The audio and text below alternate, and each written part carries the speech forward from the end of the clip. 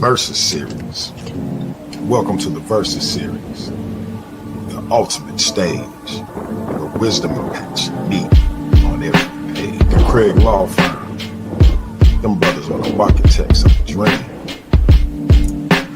Big love to Miss Barbara, a cornerstone supporter. That girl loyal through and through. Props to GT and Nobody, friends who stayed near when others fell silent. They echo and cheer. And Dean is African, reigning, defending, world champion, supreme. Crafting great arguments, he's this promoter's dream. Dr. Too Sweet, sharp, eloquent, wise, a queen of debate. That sister got fire in her eyes. Man, that dude Michael Everett, he keep it steady and cool. About to Corey, be declaring flat earth is the rule. Gabriel dives deep, exploring the Bible, defining art. A1, the Bible breaker, tears the scriptures apart. Lord Benu, the people's champ, always rises, reborn from the flame. And the phenom Neo Love stands firm, defending Jesus' name. K, Captain K, the Israelite, proud and bold, bridging ancient truths to the modern fold. James Cassell bridges the present with ancient truths that transcend. The fit barber trims out the white lies, leaving the black truth beaming with pride. Naga makes their opponents tremble with fear. More promotion for DMG to stir. Vocab Malone rhymes reason with faith. Anonymous Hebrew stays ready to debate. LP cuts short, don't test his faith. Cedric Ortega brings thoughts unconfined. He debates to open our mind. From racism, sexism, and systematic despair to sentient aliens and the truth they might share. Religion and politics fuel these fact fights.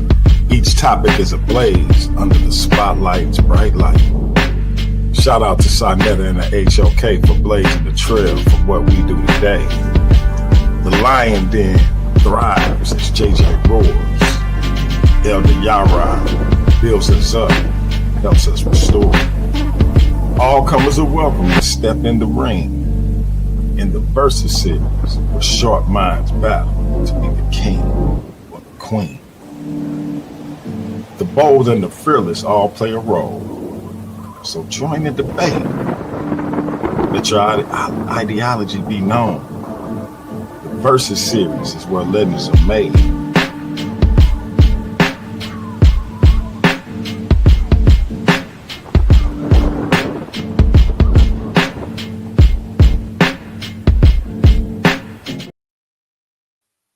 The Versus Series is where legends are made. The good Dr. Too Sweet, the most dynamic new debater on the rise, taking on her male counterpart, if you will, because this brother is one of the most dynamic new debaters on the scene as well. In my brother, the Michael Everett. The question is, does sentient alien life exist? I think this is a way more interesting debate than the things we usually get up here and talk about, i.e. religion, etc. So I salute these two for coming up with a bold and new topic. And we're going to see what's what. I'm going to allow them to reintroduce themselves to the Paradigm Shift TV 314 audience. We're going to do, I know my man Michael Everett is a gentleman, so ladies first. We're going to turn it over to the good doctor. Well, thank you for being a gentleman. Hello, everybody. Thank you for joining. Thank you, DMG and Mike, for being here too. Sorry, I heard an echo. But a lot of you guys already know me as Miss Fact Check, Dr. Too Sweet, the good doctor. And I hope you guys enjoy this discussion and look forward to many more to come. All right, all right. And with that being said, we're gonna give it to the brother, the Michael Everett. How y'all doing? How y'all doing, man? Like, blessed to be a part of the platform, man. Couldn't wait for this day to finally get here. I think it's gonna be a real good conversation between the two of us. You know what I'm saying? She always got some real sharp points to bring up. And you know what I'm saying? I really can't wait for her to see what she got. You know what I'm saying? Hey man, listen. We finna be doing that complimenting stuff up here, man. No, this is a friendly debate. Listen, this is not. Ain't no friendly fades in the versus series. No. All this black on black crime gotta stop. Look,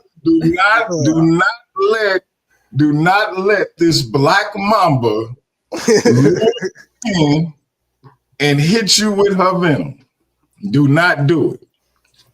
So y'all know the rules of the versus series.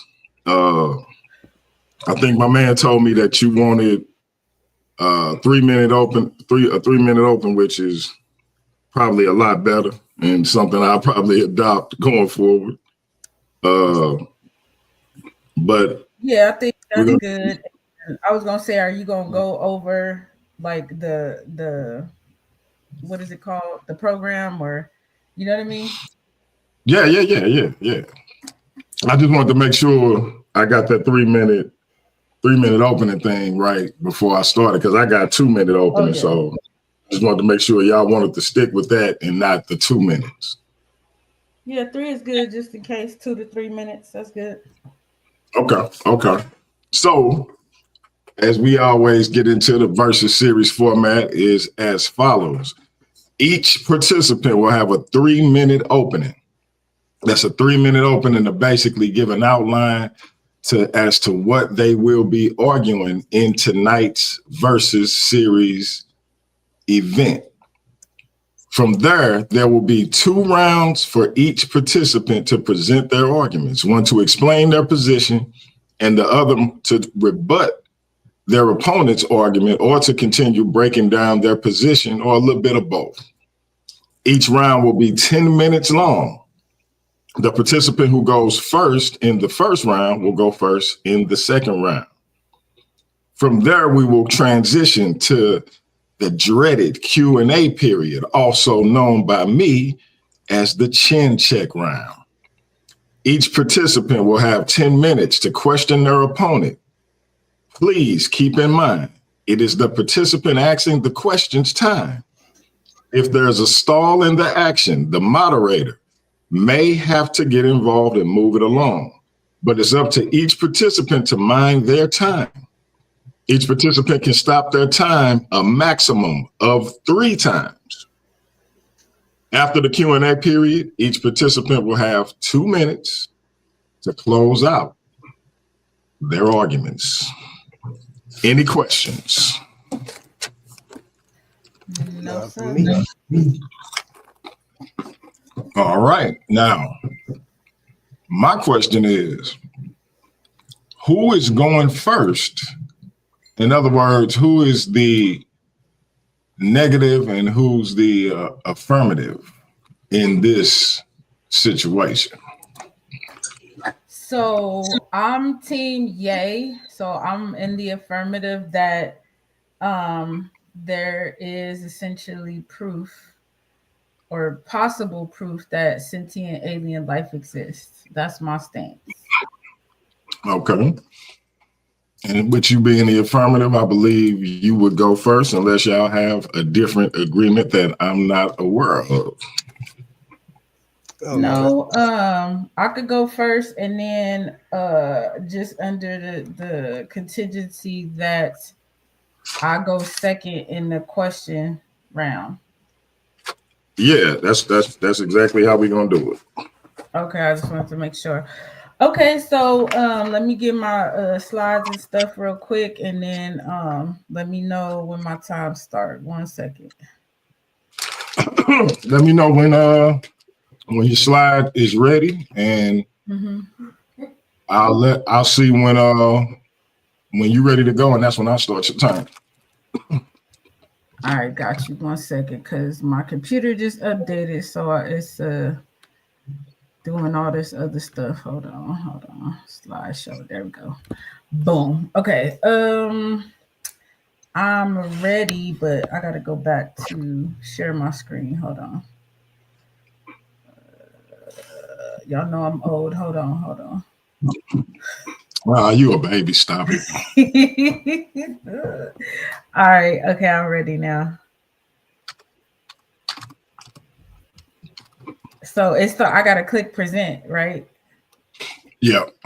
Okay. All right, hold on. Oh yeah, I'm gonna just share my screen. That's how I messed up last time.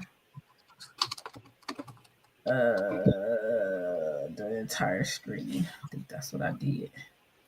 Yep. Okay. All right. Okay, let me know when y'all can see my screen. I can see it. All right, boom. Hold on. Let me just make that bigger. All right, so let me know when my time starts. Time will start. Give me 1 second because I lost my clock. I don't know what I did. Smacking on them zoom zooms and wham whams, whatever that is. Hey, I'll have you know that edibles are legal in the state of Missouri. Right. And because I have certain disorders of the mental sort, I qualify for the medical grade, and I defend it. Anyway, well, I'm in Cali, so everything legal out here.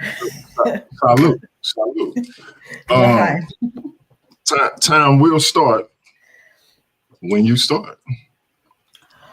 All right, so okay, I'm gonna start now. As everybody can see my screen, I'm gonna keep it real simple. We're here to discuss whether alien sentient life exists. And then the big question is, can we definitively say yes or no to this question? And we really have to take a look at the evidence, what the evidence says. I'm a scientist before any and everything, so it might seem outlandish to some people for me to even propose such an idea, but I have to be honest as a scientist and look at the evidence. So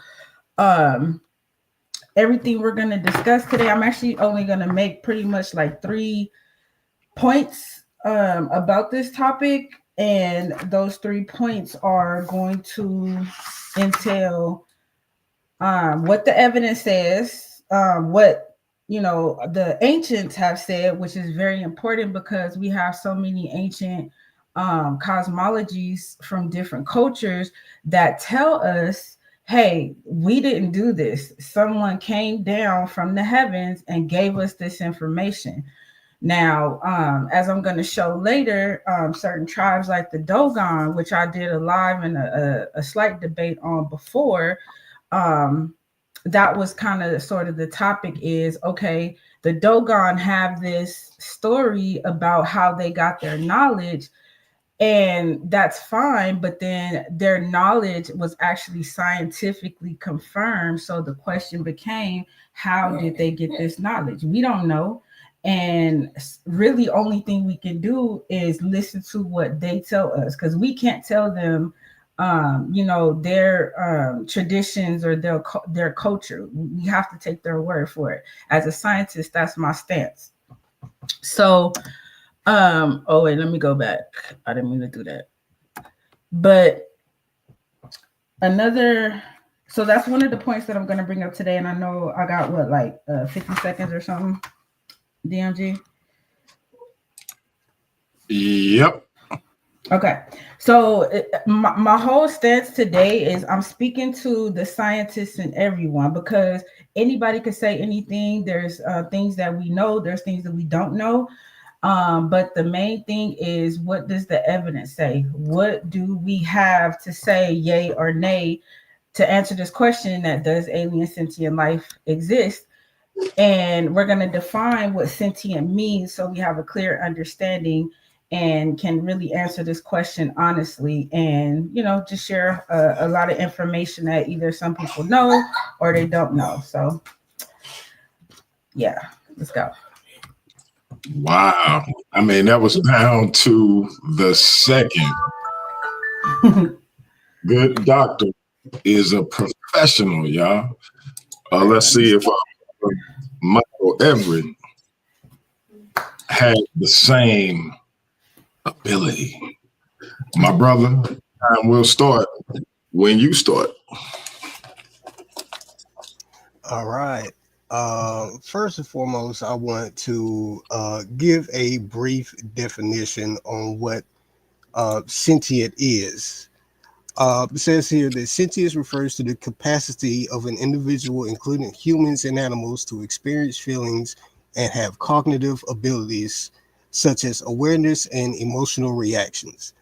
Now, what this definition really entails is that a lot of creatures other than humans would actually classify as sentient life.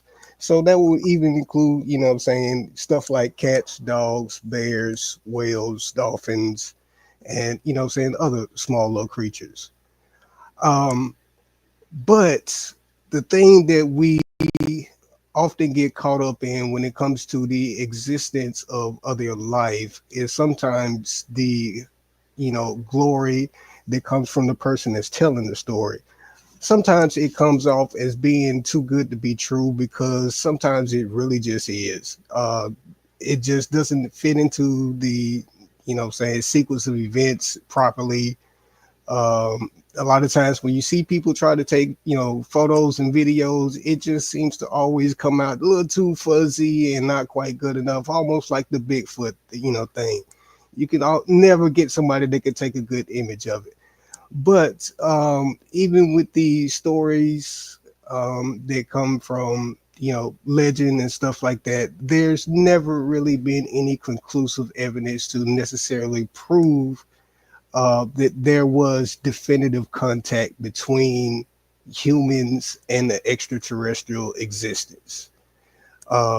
Even when it comes to religion, many people who consider themselves to be atheists, don't even believe in the existence of these beings as being deities, and let alone try to fit it into a realistic perspective of them being living beings from just another planet. The fact of the matter is, you still need physical evidence to prove that there was something that took place during that encounter, if that's what you claim took place.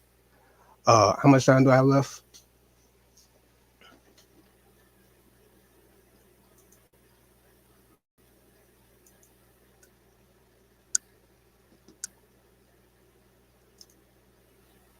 Oh, brother, can you hear me?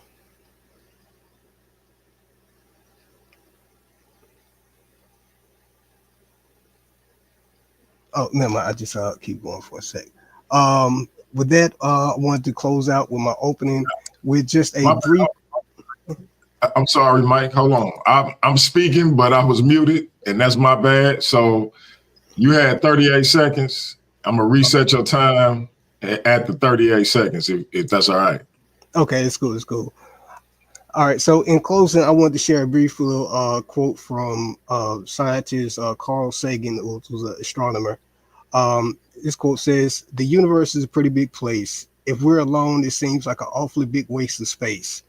And further along, he reiterates by saying that he emphasizes that there is no compelling evidence to prove the existence of sentient life at this present time. And Mike was down to the second Almost. He only had 1 second left. These people is on the ball tonight. All right, let me reset this clock. We're gonna turn it over to the good doctor. And I think we in for a ride, y'all. Doc, it's on you. If you're sharing your screen, let me know. And Yes. time will start when you start. Okay, 1 second.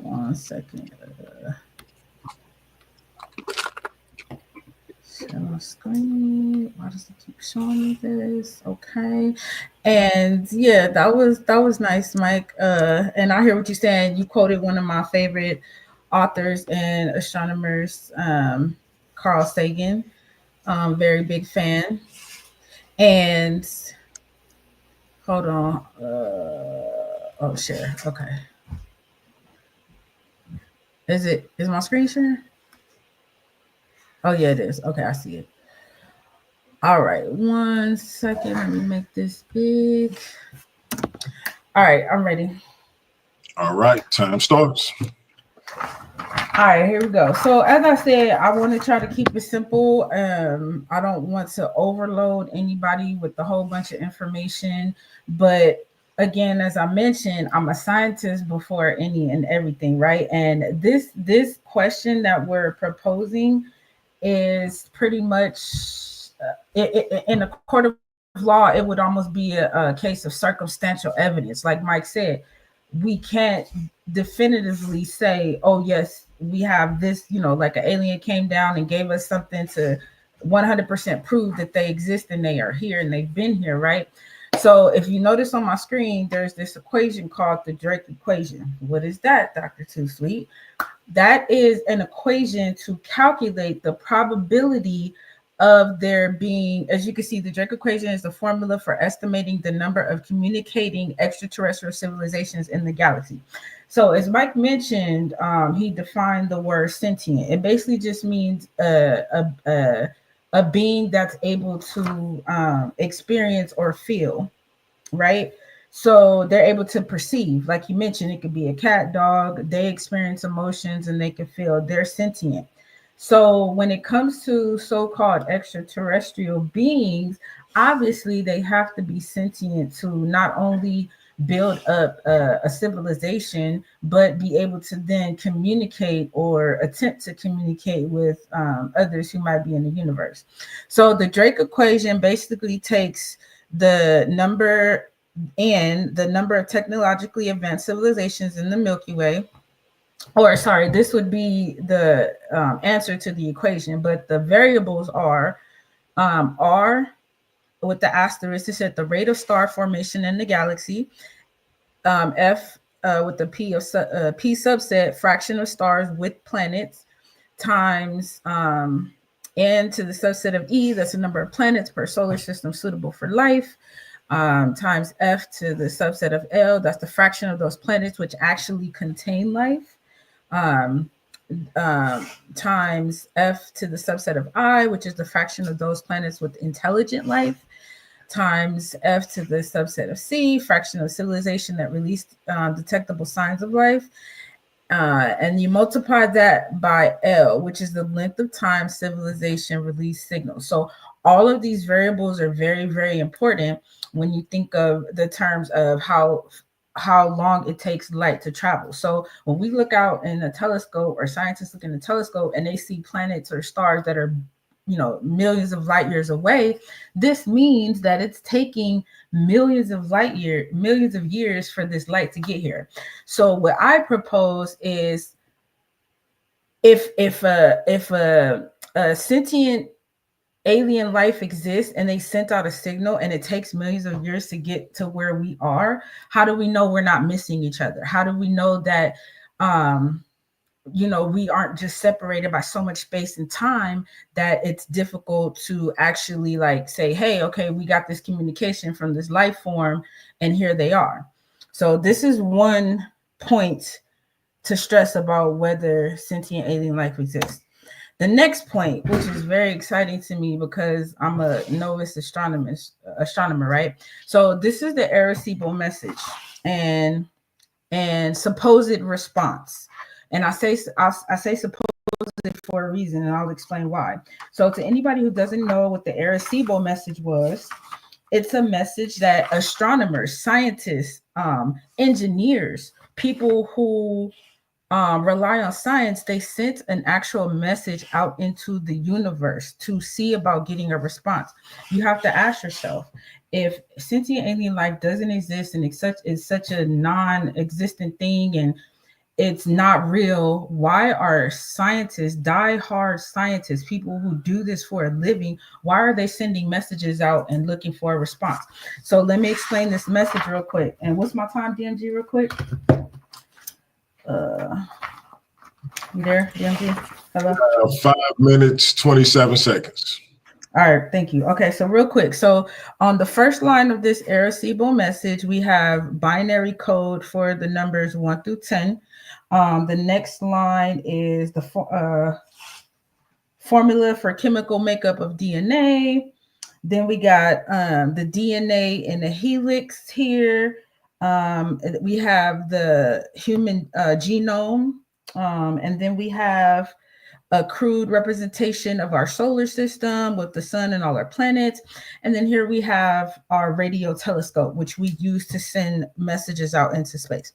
There is a question of whether we received a response. I can't verify if this is real or not, but the story is that there was a crop circle that gave a message back, which had a different number system. It had different genetics, as you can see in the DNA. And then it has this extraterrestrial looking figure in place of the human. And then it also has this microwave telescope as compared to our radio telescope. Again, whether this really happened or is a real response, we don't know. But it's the point, like I said, scientists and die-hard engineers and people who do this for a living are sending out a message. If it's not real, why are they doing this? And next, real quick, we have, like I said, the ancient mythos. So many indigenous groups have myths about extraterrestrials, including the Hopi, Cree, Zuni, and Lakota. These beings are often called star people or sky people. The Dogon of Mali, as I mentioned, Africa have their legend of Nomo, who taught them about Sirius B. So people who don't know about Sirius B is a star in the Sirius system. It's next to Sirius A, but Sirius B is so much smaller than Sirius A, you cannot see it without a telescope. You cannot see it with the human eye. And Europeans only discovered it in the 19th century. But the Dogon have had knowledge of this star for thousands of years, that some would argue. Moving on, it says ancient civilizations such as Sumerian, the Anunnaki myth, where advanced beings from another planet, Nibiru, came to Earth to mine resources and even created humans through genetic manipulation. Mayan, stories of gods descending from the sky, sometimes linked to celestial bodies. And Egyptian, certain hieroglyphics and stories that some interpret as depicting beings from other worlds, potentially related to their star-based religious system. So we have to ask ourselves, were the ancients just making things up or not? And again, we could say that they're making it up, but in terms of the Dogon, they have the knowledge to back it up. And actually, some of these other tribes and indigenous people have knowledge to back up what they're saying. So who are we to come behind them and say, oh, no, you cannot be telling the truth. This cannot be real, even though they have the knowledge to prove that somehow they got this knowledge. And again, I stress, Sirius B, which the Dogon have in their history, cannot be seen with the naked eye. And it begs the question, if they tell us that they got it from the Nomo, from these sky people, who are we to tell them that that is not true? So 2 minutes. 2 minutes. So wrapping it up real quick. So we have extraterrestrial structures, like on the planet Mars, Sedona. There's the human evolution missing link. The worldwide megastructures like Pumapunku, Sacsayhuaman, all around the world with this technology, and science can't explain how they got it. We got modern reports of UAP, alien abduction. People under hypnosis have relived being abducted by aliens. And lastly, CIA government files on UAP, declassified files, which are public knowledge and information where people are under oath saying how they've experienced extraterrestrial or something that is not of this earth. With all of this evidence, there's no way we can definitively say that aliens do not exist. So the question remains, and I just happen to be Team Yay because all of this evidence can't be coincidental. Thank you. So wrapping it up, none of this can, all of this can come off as circumstantial, but at the end of the day, in a court of law, if all of this evidence was submitted, there would be no reasonable doubt that obviously there's something going on, and we have to look at that evidence and not ignore it. 30 seconds. Thank you. Yeah, that's it. Like I said, just keep in mind that there's all this evidence. I know it's kind of circumstantial, but as a scientist, you cannot ignore this information. Even if you're not a scientist, it kind of makes you wonder, what is all this stuff about? There has to be something to it. There's no such thing as a coincidence. All right.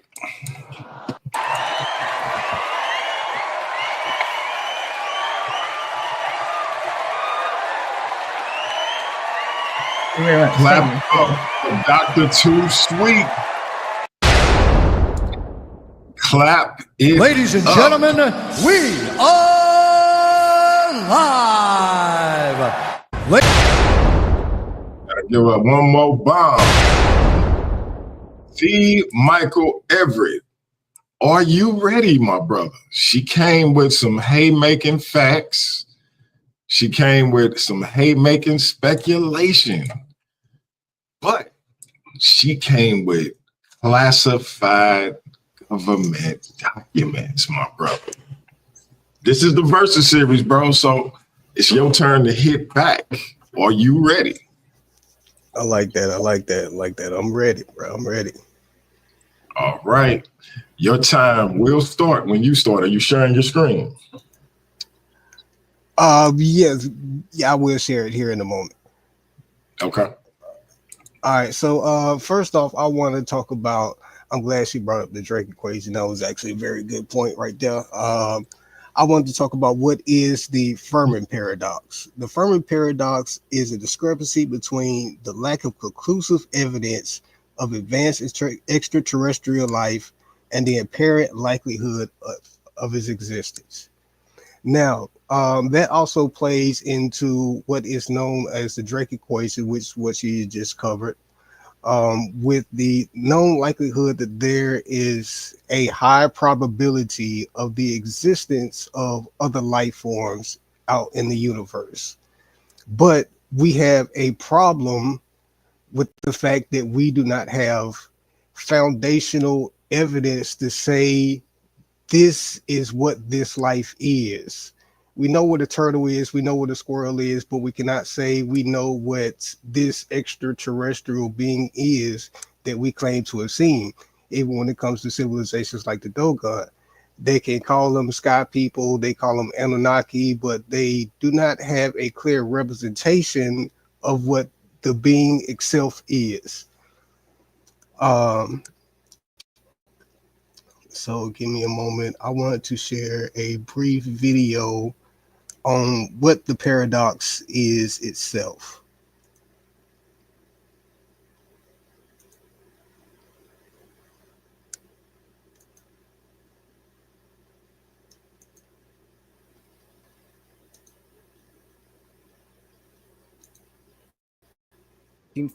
Italian-American physicist Enrico Fermi, while walking to his lunch with fellow physicists, was having a casual conversation about recent UFO reports and the possibility of faster-than-light travel. Allegedly, Fermi suddenly during lunch said, "But where is everybody?" This later became known as the Fermi problem or paradox, which is the apparent contradiction between the lack of evidence for extraterrestrial life and the high estimate probability for their existence. So, what could possibly explain this semblant paradox? Whatever is preventing non-living matter from undergoing abiogenesis in time to expanding lasting life as measured by the Kardashev scale in the context of the Fermi paradox is known as the Great Filter.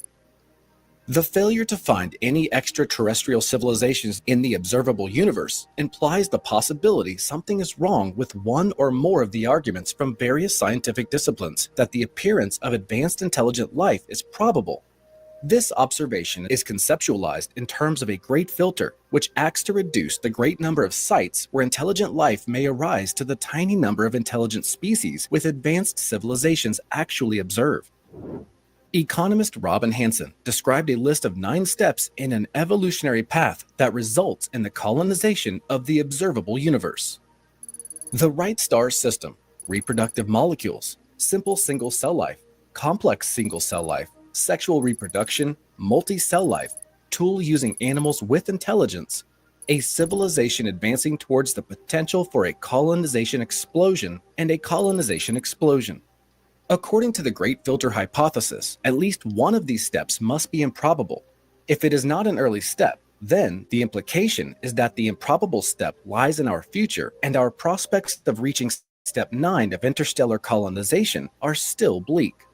If the past steps are likely, then many civilizations would have developed to the current level of the human species. However, none appear to have made it to step 9, or the Milky Way would be full of colonies. So perhaps step 9 is the unlikely one, and the only things that appear to is some sort of catastrophe via self-annihilation. Hanson's list, although incomplete, provides solace to the seeming paradox of Fermi in an attempt to answer the question, are we alone in the universe?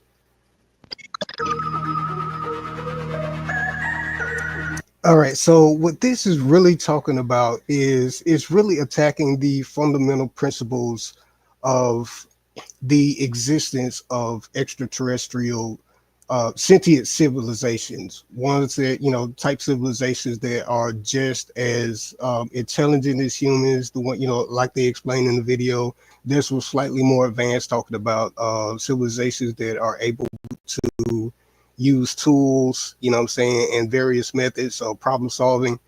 But the fundamental thing always goes back to the same thing, where we do not have anything currently that presents itself as it's saying that there's something that just really stands out within our own existence, that it came from, an outside source. There have been legends also that talks about places like Stonehenge and also the pyramids of Egypt, claiming that they were built by extraterrestrials. But can we really say that an advanced species traveled so far just to come up here and stack rocks on another planet? Would that be their crowning achievement to another civilization? They traveled, for so long just to show up to another planet. And what did they do? They taught them, basic skills. Like, I know that a lot of that stuff comes off sounding like, when it comes to religion, especially, that, it sounds like, you were blessed that your people were chosen. But at the same time, when you look at it from a realistic perspective, like, would you actually do that? Because if we look at it, sometimes we see that foreign aid that is offered sometimes by Europeans to Africans, when they talk about the starving kids, sometimes it just looks like it's just downright disrespectful and disgusting to us, because it feels like that, it's in some way that they shouldn't be doing that, because the only reason why they're there is because they're trying to gain favor amongst the people. They're trying to do something to deceive the people in that type of manner. So even when it comes to our perception of aliens amongst each other as being foreign nations, our behavior can, sometimes what we believe resembles extraterrestrial life and how they function. But from me and my own perspective, I just don't see the reason why a species would travel so far just to make their crowning achievement to be a stack of buildings. How much time do I have left? You have 2 minutes and 45 seconds. All right, give me just a moment. I want to share something else real quick.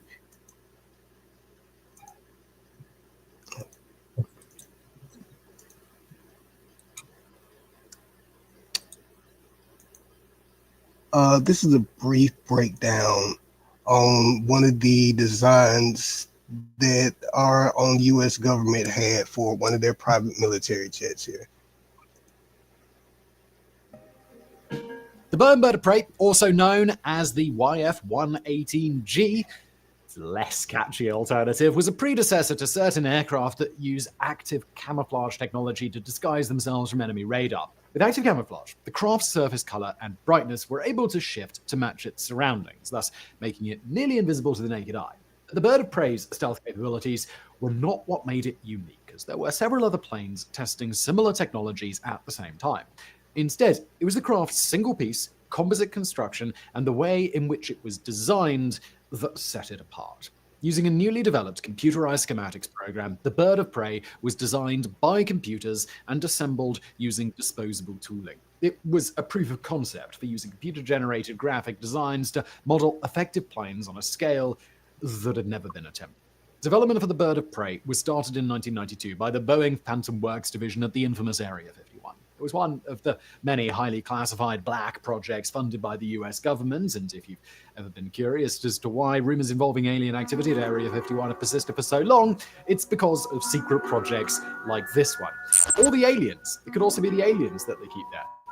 Not really. Aircraft such as the F-117 Nighthawk and the U-2 Dragon Lady and many others with non-standard designs were tested over the now famous base, which resulted in its extraterrestrial reputation. Most of the designs tested looked nothing like a standard American aircraft, and the arrowhead shape of the bird of prey was no exception. In fact, the reason it's called the bird of prey is because it bears a striking resemblance to the Klingon bird of prey from Star Trek. Klingon bird of prey, sir. She's arming torpedoes. Its budget was a mere, in military spending terms, $67 million, which when compared to something like the Northrop Grumman B-2 Spirit, which cost roughly $929 million each in 1997, is extraordinarily cheap. One of the primary reasons for its relatively low price was the fact that it used many off-the-shelf parts that would have eventually been upgraded to proprietary ones had the aircraft been selected for active use. But as I Now, that video is just a brief explanation of what some of the projects that our own military has just put out over some of the past. Oh, go ahead. No, finish the thought. I'll just saying that this was just explaining that some of the military projects that are going on, like I said, some of these projects have been, taking place like within the last 60 years. Where they've been developing these high-tech aircraft that look nothing like aircraft that have been previously developed, and they just keep trying to push the envelope, and they coming up with all different types of stuff. As you see in the video where this talk about this particular aircraft actually had camouflage. But okay, I digress. That's my time.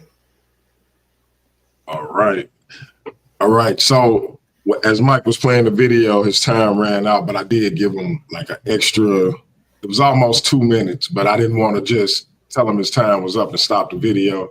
So I'm going to give Dr. Too Sweet an extra 2 minutes on her second round. Okay, I appreciate that.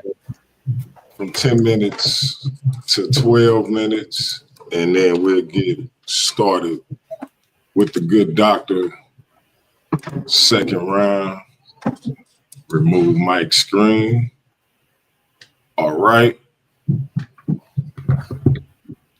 Doc, it's on you. Time will start when you start talking. All right, give me 1 second. And yeah, let me hold on. Wait. I'm really excited. Hold on. Share. All right, boom. You can see my screen. Yeah, okay, I see it. Okay. So you can start my time. Time starts. All right, bet. So I'm sorry, Mike, but your arguments are not very heavy, if you ask me, because basically one of the things I noticed you're doing is what a lot of people do is they're diminishing the ancients. Like you said, they don't have, like the Dogon don't have a representation of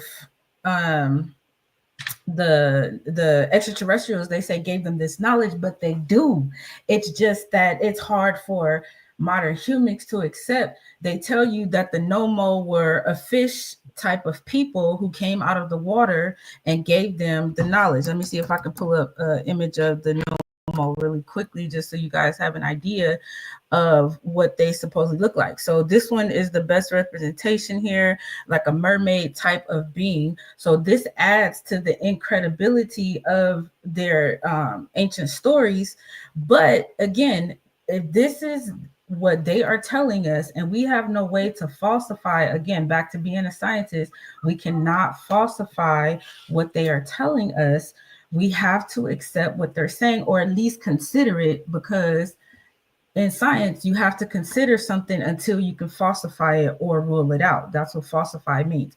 So I wanted people to see this image here, like this one, the mermaid, the Nomo. But moving on to another thing, Mike mentioned in his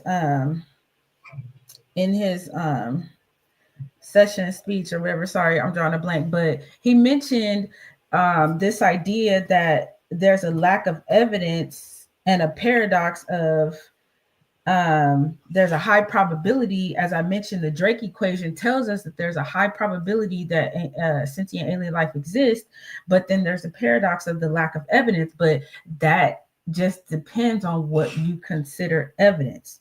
So the video that he showed, the guy used the word perhaps a lot, meaning that a lot of this is just speculation.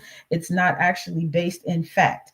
And he's in fact ignoring a lot of evidence, because as I mentioned, we have the evidence of the ancients telling us these stories of people who came and gave them this knowledge. We have the evidence of declassified CIA and military documents. And speaking of, that brings me to a great point, and this is what I got excited about. So Mike is showing us this, this is a technology that we have, that this could possibly be what people are seeing and mistaking for UFO craft. To me, that's what he's implying.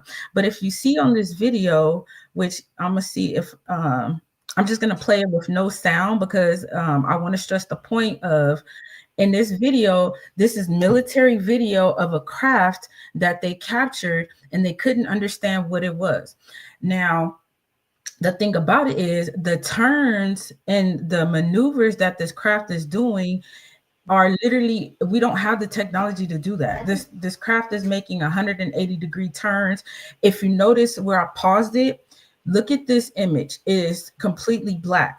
Now, any aircraft that we have, or even that the military might have that a lot of people don't know about, it's going to show a heat signature. This image has no heat signature around it. Matter of fact, it's literally black, meaning it's giving off literally no heat. That's what that means.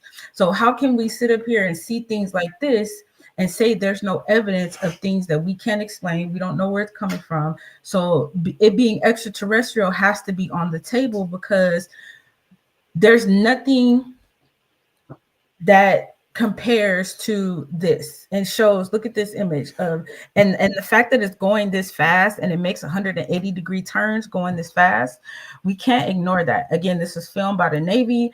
This is not like somebody's home video where they could just edit it and say anything. These are CIA, FBI declassified images. So to my next point, I just wanted to say directly to Mike, like you mentioned how to you, it just doesn't seem, or it sounds like you're being subjective instead of being a scientist and looking at things objectively, which is what I'm trying to stress to people. This can be considered a circumstantial argument because of the so-called lack of evidence. But at the end of the day, you have to consider all of it. You can't just say, oh, there's this one thing and it can't be true. You've already admitted, Mike, that, or in your video, he said there's a high probability of there being a sentient alien life. It's just a matter of whether we've actually made contact. So really quickly, another point I wanted to stress is the idea of alien abduction. So if you notice on your screen, This is from the Harvard Gazette. So again, scientists, not just some reporter, not just somebody who don't know what they're talking about. They report that when they did a test, they put people under hypnosis and had them recount their so-called alien abductions. And this is under scientific study. It said when the two sets of measurements were compared, the results were striking. Abductees showed surprisingly strong physiological reactions to the tapes of their alien encounters. Their reactions were as great or greater than those of individuals who cannot shake memories of combat, sexual abuse, and other punishing events. So what this is saying is that for anybody who's experienced some type of trauma, whenever they see or relive that experience, they have a physiological response. They might start sweating, they might start shaking, they might even cry. They'll have some type of physiological response. This article is letting you know that for these abductees who have claimed to have been abducted by aliens, they are literally having the exact same physiological response as people who have been in combat, who have experienced sexual abuse. I've mentioned on a live video that I made before that the way that trauma works is a person can think about some trauma that they went through and they will have those physiological responses. So again, people are saying, oh, there's no evidence for alien abduction, but here we have all of our alien encounters or sentient alien beings, but yet we have all of this evidence that is being ignored. Obviously, if they have the ability to contact humans in any shape, form, or fashion, that would mean that they meet the criteria of being not only sentient, but alien or extraterrestrial. So in my case, I am proving that this has to be considered unless somebody falsify it. And if you ask me, so far nobody has been able to do that. Not scientists, not doctors, not engineers, not anybody. And for people who don't know, hypnotherapy is something that is used in scientific settings. It's been proven that you can delve into the psyche of a human and you can learn things. Some people end up remembering trauma or things that they went through as a child under hypnosis. And so it's not just like some crackpot quirky thing. It's a scientific study that's being done to prove that these people have actually had some type of alien encounter or experience.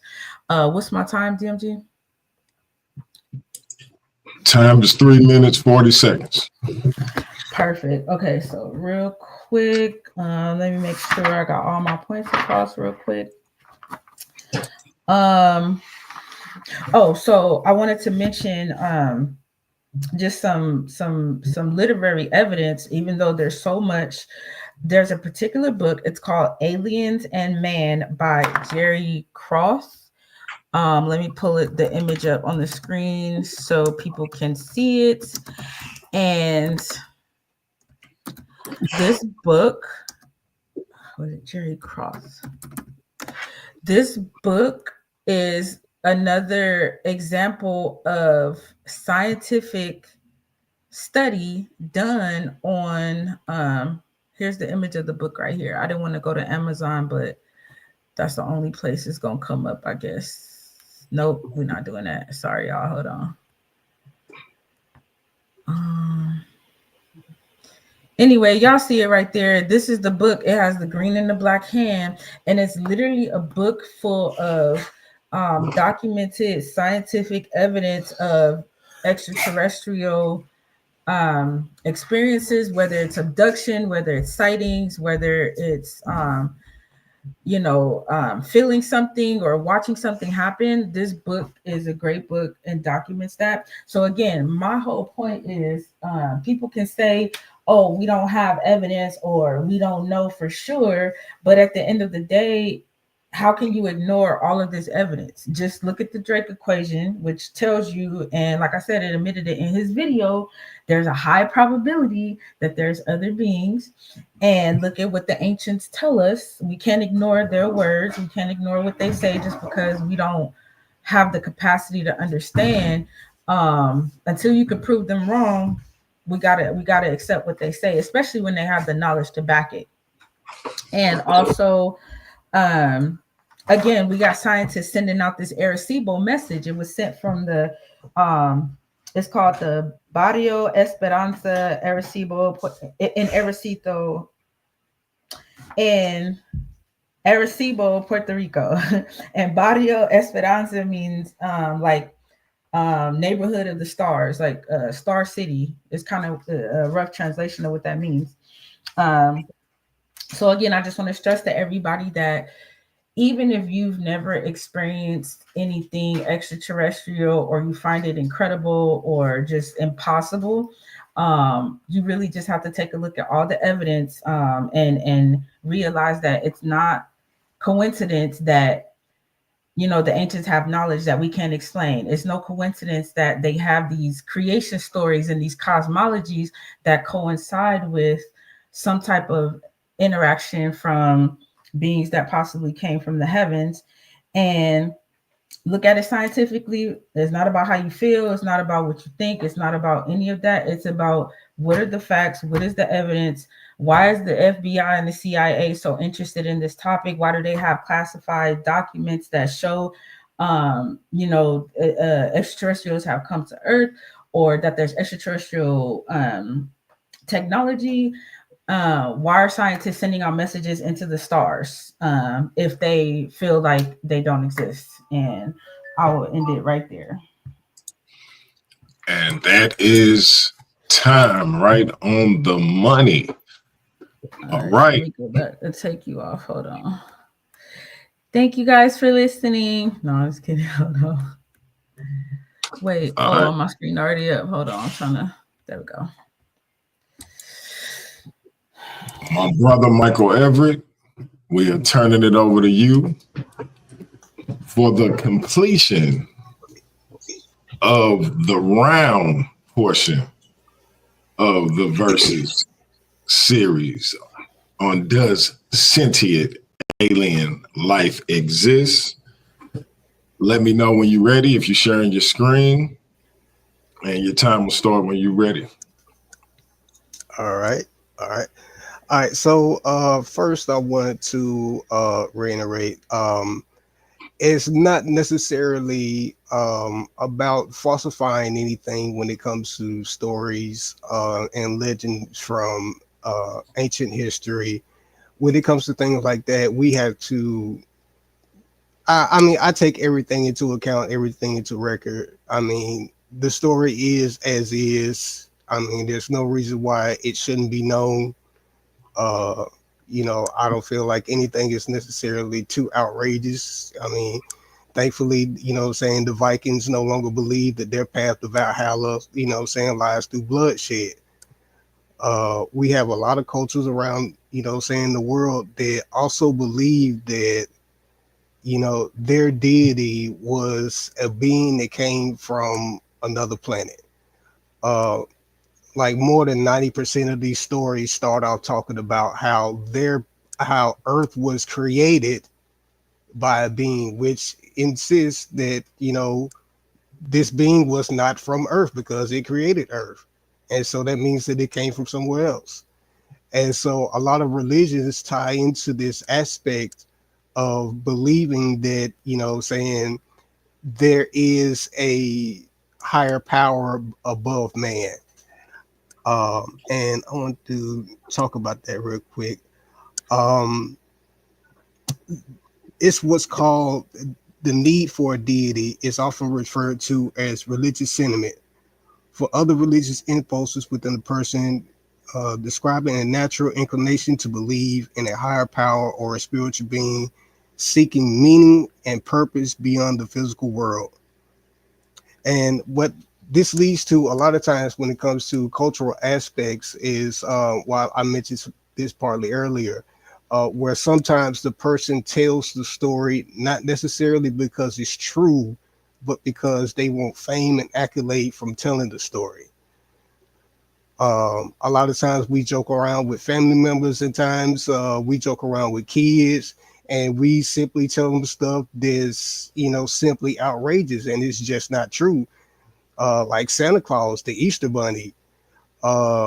You know, and a lot of times it sticks with us through humanity. And next thing you know, saying something like the boogeyman becomes a legend. You know, saying sometimes a story is just a story, but there's no necessarily nothing necessarily to back up its intended. You know, saying what the person intended with it when they said it, because you know people like the Dogon, them having statues of these beings is not necessarily a representation of their existence. Is more like a physical representation of the symbolic nature. You know, anyone can create a doll and create something and say that it's this or say that it's that, but that it doesn't necessarily mean that's what it is. People look at Barbie dolls all the time, but Barbie doesn't really exist. But the essence of Barbie exists. And you can't convince a little child that Barbies aren't real, because Barbies are a real thing to them, even though there's just this little plastic idol. How much time do I have left? Time is 6 minutes, 20 seconds.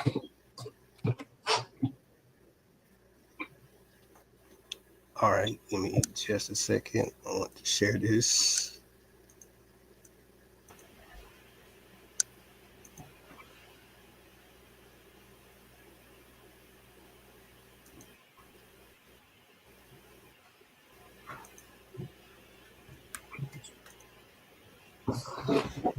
If the government did have contact, why would they not share it with us? I know it starts from a conspiracy theory place, but I just wonder if there would be any logical reason to keep the info from us. Good question. Yeah.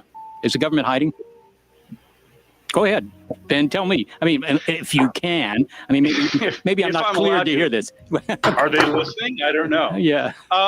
Look, I mean, this is a perfect question, and you know, I've pointed this out to people before. You know, I've asked people like, why exactly? You know, for the conspiracy theorists, why is it that you think that people would be, the government would make all this, and not just one government, of course, we're talking an international consortium spanning many administrations and countries and decades, to all suppress this evidence. And it just doesn't make sense. And people say, well, you know, it's because, you know, if people really thought that aliens were contacting us, then, you know, then there'd be mass panic.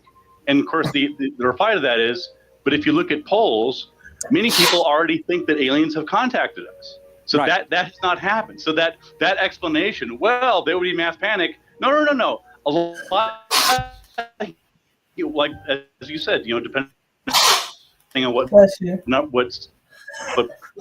poll you look at, between, you know, a quarter to an answer. They're still looking every day, you know. Yeah, but couldn't you make the argument just because somebody might think that it happened is very different from being presented with hard evidence? Yeah, well, there may be something to that. I mean, Ben, it's okay to say, well, I believe that it's true, but if the government powers that be, who can get to the bottom of it, presumably, say, well, yes, we have the aliens freeze-dried and stacked up at Area 51. If they say that, you know, everybody would go nonlinear. But if they say, no, we don't have any evidence of alien visitation, everybody would say they're lying to us. So I don't see how it solves anything. But suppose if they did do it, I mean, do you think that people would be rioting in the streets? We're not going to work today. We're going to riot in the streets because they've got aliens. No, this is absurd. I mean, again, the government is in a no-win situation, because the thing is that even if the government came totally clean tomorrow and declassified everything and said, look, here's what's going on, you know, at Area 51, here's you know, Air Force bases, the fact is that the conspiracy theorists wouldn't believe them. They would assume there's another layer of the cover-up. So, and this is inherent, of course, in conspiracy theory thinking, is that there's no way to disprove it, because anything you offer them as counter evidence is taken as part of the conspiracy. Yeah, so, you're part of the cover-up, Ben. Yeah, there's no way to argue with these people, because, you know, it's like, well, anything you say. So, you know, So I wanted to share this, you know, saying as part of my closing argument. Where some people just can't necessarily acknowledge, you know what I'm saying, the facts of what current existence is. It's not necessarily to disavow the existence, of possible alien life that, they could be out there, but it's just to simply say that we have not seen enough to say that they exist. Even when it comes to the videos, like they showed when the military aircraft, there was nothing about the aircraft that actually stood out to me. Seeing of, I'm sorry, but when it comes to a flying vehicle, it has to be something extraordinary for it to just flip my lid, because we've gone into space. We have flying vehicles, so that doesn't seem like it's extraordinary to me, because you can't identify what type of vehicle that is. You said 2 minutes? Yes, sir. So that doesn't necessarily mean that just because you can't identify what you've seen, that now means that it becomes an alien object. It just simply means that you can't identify what you just seen. And there's nothing wrong with admitting that you can't identify what you just saw. You just know that you've seen something. Sometimes taking a logical approach is, simply seen as sometimes scientific, because sometimes when you take the more outrageous approach, that you end up looking in the wrong place. Like in previous years, NASA believed that there was only, certain types of life, like carbon life forms. And so they were looking for planets that were just so much similar to Earth that, they was like, oh, well, it looks like Earth. It has water, it has the same type of air. So it must have life forms like humans and saying mammals and reptiles. And not really true, because you have no idea, what was introduced to that environment at any point in time. So sometimes when you take that outlook at it, where you believe, like a lot of times when it comes to religious perspective, where they believe that they share in the image of their creator, of their deity. And a lot of times when it comes to the perception of aliens, people also believe that these aliens share the same resemblance as humans. Like she mentioned, when it comes to the stories of the Sumerians, when they talked about the Anunnaki. Yes, a lot of people like to mention the fact that these beings came from another planet, or they say, oh, well, they, mixed their DNA with ours, and we, became time. But finish your thought. And then they say that we turned into a new species, but at the same time, nobody likes to talk about the fact that the Anunnaki was a species that actually created humans to be a slave race. Hey, man, listen, clap it up. Clap it up for both of these powerful debaters. This is a back and forth slugfest from my perspective, but hey, I'm just a moderator. This is now everybody's favorite part of the Versus series. This is the chin check section, where each participant will have 10 minutes to get in as many questions as they can to their opponent within that 10-minute time frame.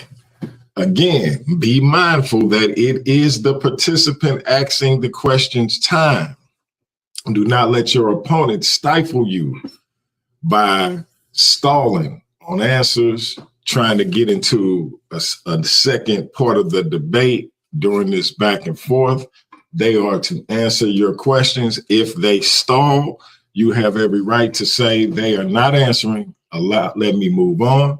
You have 3 opportunities to stop your time and reset. After those 3 times have expired, you no longer have that option. That being said, the Michael Everett will start off by asking Dr. Too Sweet as many questions as he can, because Dr. Too Sweet started the debate going first. Michael Everett will take this portion, the chin check portion, first. You got 10 minutes, brother. Fire away. All right. First question I wanted to ask about the tapestry you had shared. I forgot what the name of the people. Tapestry. What tapestry? The one you said that was coded and it had the double helix. Oh, the Arecibo. Yeah. Arecibo message. All right. So what was the defining factor in that translation as to what led to that revelation? It's the fact that scientists are sending a message out into space. They're expecting a message back. Otherwise, why send it? No, I mean, like, what led them to believe that that's what it means? That it is definitely a double helix. That it's definitely a coded message. So wait, I don't know if you're confused. We sent the message out and we put our a picture of our DNA so the aliens who find the message can know what our DNA look like. So I don't understand your question. Wait, you said it was an ancient tapestry, right? What? No, This thing was. I don't know where you got tapestry from. I'm so What is it? Excuse me. So the Arecibo message was actually it's a plate that's on the they sent it out into space. It's on a spacecraft and they put the message on the spacecraft. So if some alien life finds it, they will see the message on that spacecraft.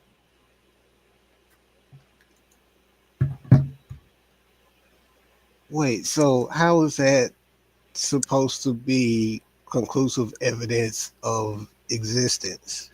No, see, I've used circumstantial this whole debate, and this is me saying, if scientists thought there was no such thing as sentient alien life, why are they encoding a message on a spacecraft that they are sending out into space? What is the point? What's the purpose? Because they believe that there's sentient alien life out there. That's the only conclusion you could come to as a scientist. Okay. Next question. So when you were talking about the UFO documentation or videos from the military, what defining evidence in the video shows that it's definitely an aircraft, not a human design? Again, as I mentioned, so anytime you see a radar of aircraft that we've created, the aircraft is giving off a heat signature. If you recall in that video, there's literally no heat signature. It's black because it's cold. So how could it possibly be flying through the air with no heat signature, meaning no propulsion, no gas, no fuel, none of that? So again, it's circumstantial, but it begs the question, how? Because we don't have that technology yet. And the video that you showed of the camouflage, what was it, the bird, whatever it was called, that technology does not even compare to what is shown in that CIA video. Not even close. Well, technically, we already have aircraft that don't produce a heat signature. That's not true. You didn't show any evidence of that, so I don't. That's what I showed. That's what I showed in the video. There are actually a couple of them were actually named, like the B-2 Spirit, the F-22 Raptor, the F-35, the F-117 Nighthawk. All those are actually stealth-capable aircraft. They can't be detected. They produce no heat signature, no radar signature. That's why they can penetrate enemy lines.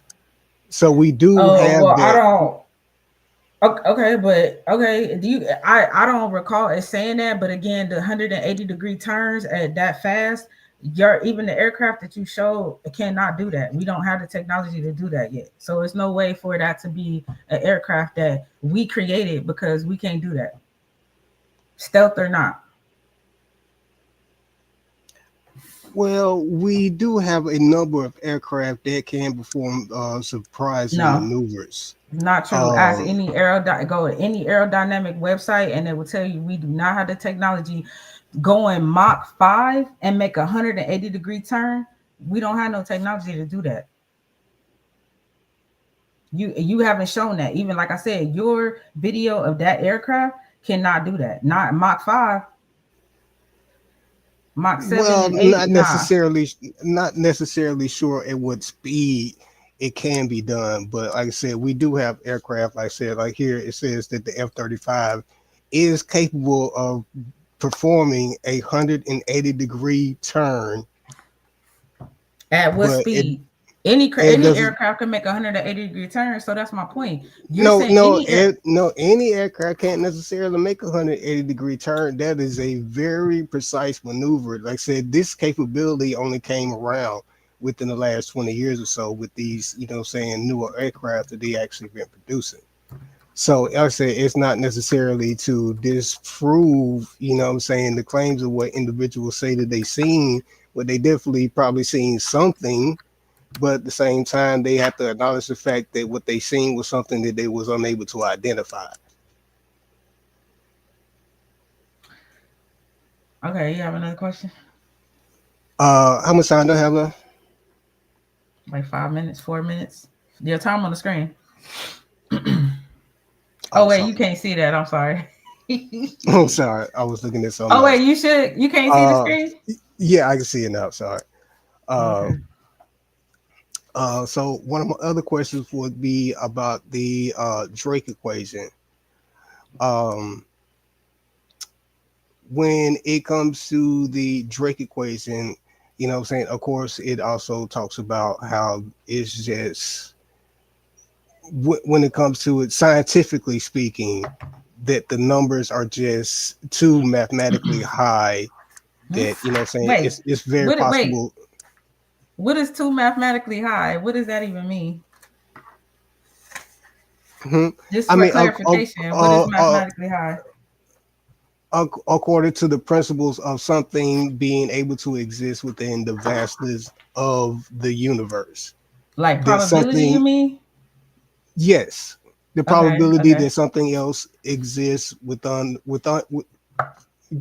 our range, of perception. But at the same time, is it, if we say that something is beyond our range of perception, which was mentioned in the paradox, where it talks about we understand the probability of there being something that exists. Do you also, you were talking about the Dogon's experience.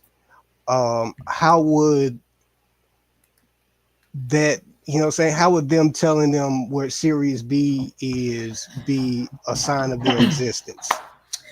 Like how would that be, a sign of being the extraterrestrial being saying Sirius B exists and I'm from Sirius B?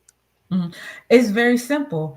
Like I said, if this is what they are telling us, how they got their knowledge, they say the noble came from Sirius B and gave them this knowledge.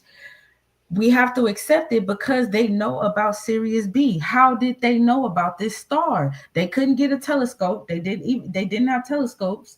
They didn't have anybody come from a different country to tell them about this star. They already knew about it by the time the Europeans came in contact with them. So it's logic to say, I can't disprove how they got the knowledge, so I have to accept what they tell me. And this is their story.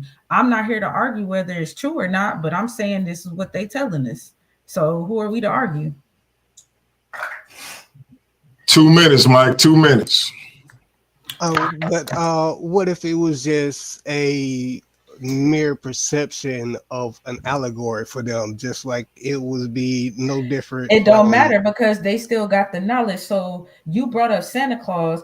Anybody could tell a story about Santa Claus, but do they have proof from the North Pole? Like if somebody came and said this is snow from the North Pole, and they took it in the lab and tested it, and they figured out, yeah, this is from the North Pole, then we gotta question, maybe Santa Claus do exist, but that's never happened, so you can't compare the two. They have the knowledge, so how do you say they don't know what they're talking about and they have the knowledge? That's what I'm saying. Like, there's nothing to confirm the story besides. I said there's nothing to confirm the story besides them saying that this happened, and these people told them, and saying merely the perception of being told by somebody what something is isn't. Merely the perception of being told. Wait. Merely the perception of being told by somebody what something is doesn't necessarily mean that something happened in that particular manner. Okay. Like I said, it's not the knowledge, though. They got it from somebody. But that doesn't mean that it's extraterrestrial, because like, why would you travel all that way to tell somebody where you're from? Like, yeah, what would be your opinion? Like, we don't know what they came here for. We don't know. You're assuming. What did they come here for? What did they do for the Dogons? Nothing else happened for in any, human civilization. They weren't more advanced than anyone else. They did not have any particular higher intellect than anyone else. There was nothing different about their civilization after their particular context. So I said, see how that's a sign of them by a different civilization. He's telling you your time up. That is time. That is time. The Michael Everett coming in with the burning questions for the good Dr. Too Sweet. And now we are going to reset the time at 10 minutes for the good doctor, and she will start her section of the chin check on our good brother Michael Everett. Time will start when you start asking questions. Chin check sounds so violent, but okay. All right, so this is my first question to you, Mike. Would you consider yourself a scientist? No, I'm not anyone that studies in any particular field of science. Oh, okay. So if you don't consider yourself a scientist, why would you even have an opinion on a scientific topic? Because at the end of the day, this comes down to evidence, which is what science is. Why do I need to be a scientist to understand anything that's written down in the book? I don't understand why that has anything to do with a scientist goes by the evidence. So my next question, and the reason I asked you if you was a scientist, is if you look at everything that is pro sentient alien life existing, how can you ignore it and then say, oh, there's no evidence of it, when there's actually evidence right there? Like, what makes you ignore it? Because of how you feel? What physical evidence is there?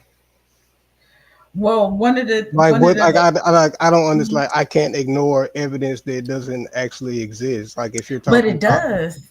Which particular evidence?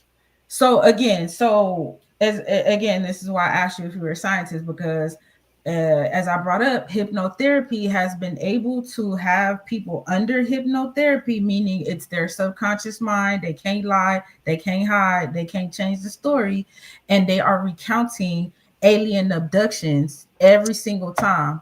So why would you not consider that evidence if this is someone telling you this is their experience? I mean, what is their actual proof in that? I mean, of their induction? I mean, I don't like. So okay. Let me ask you this way. So if you, let's say you on trial for murder, right? And somebody comes up on the stand and says, Your Honor, I saw him do it. I saw him pull the trigger. He was wearing a red shirt and blue pants and white tennis shoes. Do you think the judge is going to consider that witness testimony? Yes, right? So it's the same thing. What? So a person, if I see you pull the trigger, what if the person and that's standing up there is actually a drug dealer? That's actually, you know what I'm saying? no, you can't do that. You can see you did that in No, I say your it's presentation too. circumstantial. So Wait, you hold said on. what Pause. else? So Wait. So you did that in your presentation too. A lot of it was like, oh, what if, or how do we know? I'm stressing the fact that we got to look at the evidence right there. So we can go back to the Dogon. You say, well, how do we know that who they say gave them this knowledge is not who they say it is? Okay, fine. But they still have the knowledge, and we have the proof that they saw Sirius B, right? So what is your alternative to how they got this knowledge? Who gave it to them? Even though nobody else on the planet knew about Sirius B, who gave it to them? I How did they have figure it no out? idea. I have no idea Exactly. who gave them the information, but at the Exactly. same time, it does not mean that they were visited by a species that came all the way from Sirius B just to tell But them they guess came what? from Sirius B. Guess what? Guess what? It also doesn't prove that that's not what happened, because you can't even give a alternative as to how you're just saying, I don't know what happened, but I know it couldn't be this, because it's hard for me to believe that they would come all the way over here. We don't know what they came here for. Maybe their whole purpose of coming to Earth is to elevate the human race. Maybe their whole point and why they chose the Dogon is because they're an ancient culture that lived off the earth, or natural people. We don't know. My whole thing is you're ignoring things because of how you feel, instead of being a scientist and just looking at the evidence. That's all I'm saying. I'm not saying that yes, we know for 100% they do exist. All I'm saying is, how can you ignore the evidence, but then you use science to try to prove your point? So you just use science when you feel like it, or you use it every time? What evidence am I denying? Like, You keep asking what evidence, and I keep yes, giving because like hold on, because like that's it's like the easy. That's like what am I like? you. You say I'm denying evidence of the existence, like the Dogons. Like, what is evidence of their existence? Series B is evidence of their existence, or the acknowledgement of Series B. The knowledge of Series B is evidence of their existence. Like, what is evidence of their existence? I don't understand what I'm denying. You're denying the evidence. Again, you keep asking what evidence, and it's like, I just asked you if Did somebody, they leave something behind? yes, knowledge, among other things. So these megastructures. So listen, evolution tells us that 10,000 years ago, humans only were hunter gatherers, and they didn't even have stone. They barely had stone tools, but yet we have these megastructures, again, like Puma Punku, like what's the one, Machu Picchu, even the Great Pyramid, that were built in ancient times, and nobody can tell us how these people who were supposedly only hunter gatherers did all this stuff.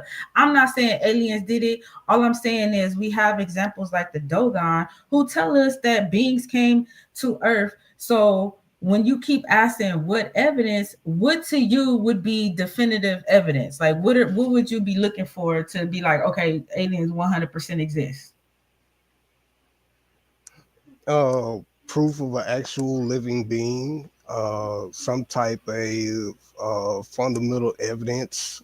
Like, for example, NASA does some research when it comes to their projects, when they search for life on other planets, where they actually test for chemicals in the atmosphere that are only produced by other life forms and stuff like that. Okay, so how far has NASA gone? How far in the universe has NASA gone? Depending on which direction you want to talk about. They know, what do you mean? The universe I is mean, is they've gone in various directions. I mean, they tested a lot of planets. So when I said, So it's do you like know a how needle in big the the hay. universe is? Going back to the Drake equation, do you know how big the universe is? And do you think that NASA And has we covered even a bit, even a tiny part of the universe yet? and following the Drake equation, we follow right back up with the paradox of the example is we know that there's a high probability of existence, but yet we come into the problem of we do not have fundamental evidence of these creatures' existence. But guess what? Guess what the title of debate is, does sentient alien life exist? So to answer that question, it's either going to be yes, we have evidence that says this happened, or we don't have evidence that says this happened. And according to CIA documents, according to human beings who have said they've been abducted, according to megastructures and the ancients, there's some extraterrestrial life out there that is somewhere to be found. Is my time up, DMG? Hello. No, you got 2 minutes. Oh, okay. All right. So my final question, let me see. I wrote a couple. So my final question to you is, can we honestly 100% unequivocally rule out sentient alien life? Yes or no?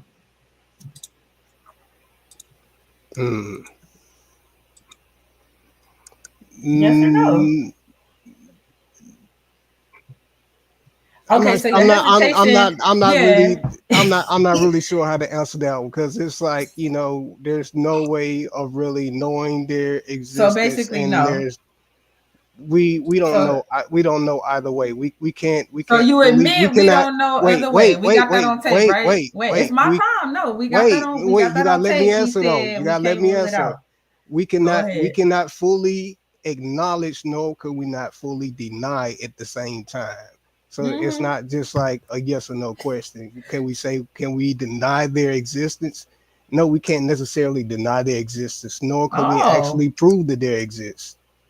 Do you know what planet they live on? Do you know what the name of their capital is? Do you know what the name of their president is? Do they have a leader? Do they have a social structure organization? No, we have no understanding of what these creatures are. We don't even know if they exist. We don't know what exists. We just have stories of people talking about something exists beyond Earth. Of course, there's a possibility that something exists beyond Earth. It's a very big place, but at the same time, we do not have proof. As far as back to the same paradox, we do not have proof of the existence.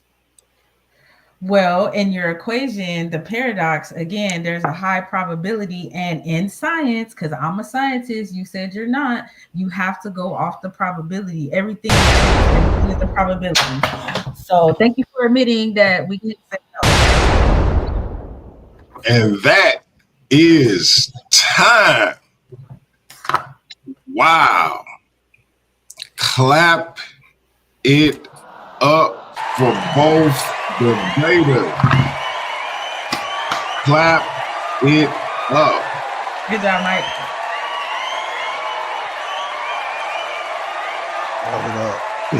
Subscribe now. Subscribe now. For those who have subscribe now. Because I got one question for y'all. Just one question. Maybe more than one. Are you not entertained? Are you not entertained? Is this not why you are here? Is this not why you're here? God damn it. Listen, I don't know about y'all, but I thought this was a powerful debate. Let me reset my time to 2 minutes because the good doctor is up next and she about to close this thing out. Time will start when you start, my sister. This is the closeout. Yes, sir. And you said 2 or 3? Two is good. I ain't really got to say. You can start me now. So for everybody listening, for my opponents, for the moderator, again, I want to thank y'all for tuning in. This has been great. You know, I know Mike tried really hard and he has some good points and everything, but I think that he conceded right there towards the end where he said we can't definitively 100% unequivocally say no, that alien sentient life does not exist. I admitted this whole time a lot of this is circumstantial. Like we don't have an alien like standing in front of us in town hall saying, hey, I'm here, I live on planet whatever, this is where I come from. But at the end of the day, if it was a court of law and it came down to circumstantial evidence, the ruling would definitely be in my favor. I proved that there's enough quote unquote circumstantial evidence. There's things that we can't deny. There's scientific interest. There's governmental interest. There's regular civilian interest in this topic, because so many people have either experienced alien encounters, or they know someone who's experienced it, or they've read about it, or they saw it on the show. And so I think that we have to do our due diligence and consider all angles, and from a scientific point of view, until you can falsify or disprove something, it has to be considered an option. And one of the options here is that maybe we do have extraterrestrial neighbors, or there's alien life outside of planet Earth. Maybe we'll have definitive proof one day. But I just hope that they're friendly, and that it's a great encounter. But thank y'all again for listening, and I'm out. Right, and right on time again. Mike, it's on you. You got 2 minutes to close this thing out, man. Speak your speech. Time to start when you saw it.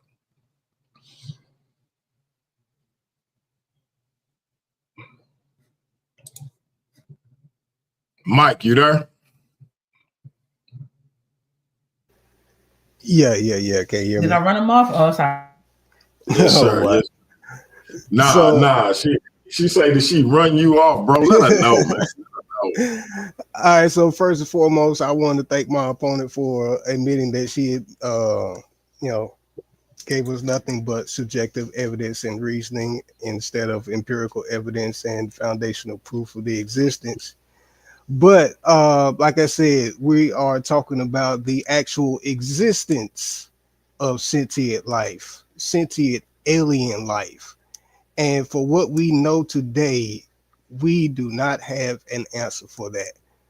So no, that does not mean that each and every one of us need to be a scientist just to be able to understand something that was written down and give it to us to be illustrated, because the Dogons weren't necessarily scientists, but yet at the same time, we're expected to believe that these people were touched by a higher power and given knowledge beyond that of a ordinary human.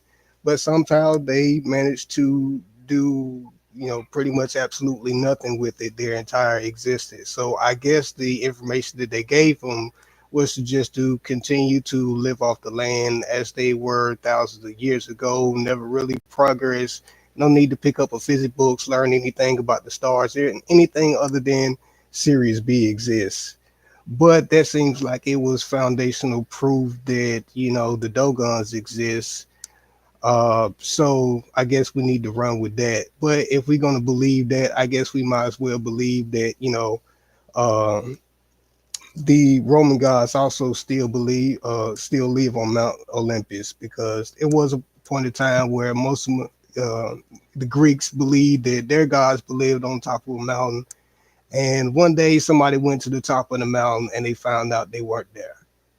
So I guess they moved off to a different plane of existence, but somehow all the other gods in existence managed to disappear, when we managed to venture out too as well. So that is my time. I will see y'all later. Once again, clap it up. Together, Michael Edwards and a good doctor. Both of the participants in tonight's first round of the Versus Series social media championship tournament. There will be a champion crown. We got another battle coming tomorrow when TKO Dawson, one of the most loyal representatives of the Paradigm Shift TV product and the Versus Series itself, steps in the ring representing the Israelite faith. He is saying that Paul letters ain't the word of God, but the indomitable black man that Brother Gabriel say, hold up, slow your roll. That is the word of God. They gonna bring they arguments to the Versus series tomorrow night. Same Paradigm Shift channel. And we're gonna get to it. We got an esteemed guest, the big head scientist himself, the one and only Ratchet Craig in the building.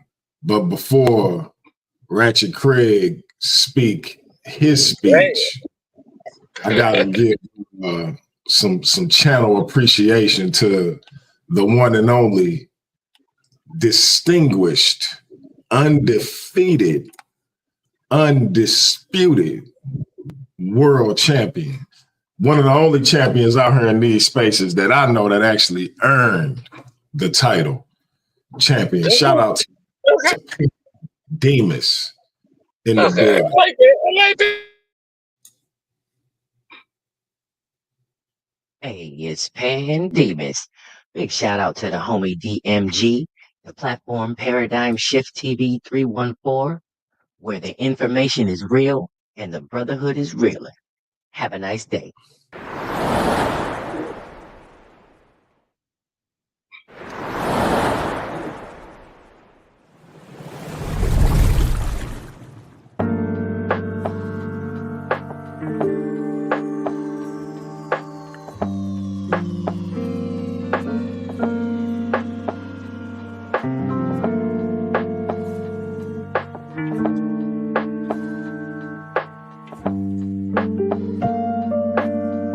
Hey, look.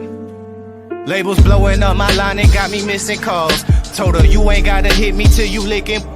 Feel like Xavier, baby, I be cooler than the mink weather. Make a Coke bottle, give me brain till I think better. Back up on my again, hanging out with Benjamin. Franklin got me stankin' in the Lincoln, talking dividends. Look at what. Ratchet Craig, it's on you, Doc. Hey man. I'm just gonna say this. A shout out to you, DJ. You the world greatest. I love this shit, man. You do it right. But anyway, man, I just want to holler at Dr. Too Sweet. She had like she challenging for paying already. He needs some bass in his voice. This paying. This is champ. This is champ all Eventually, I'm gonna say something, but you know, she did kind of throw a shot at the champ of all champs.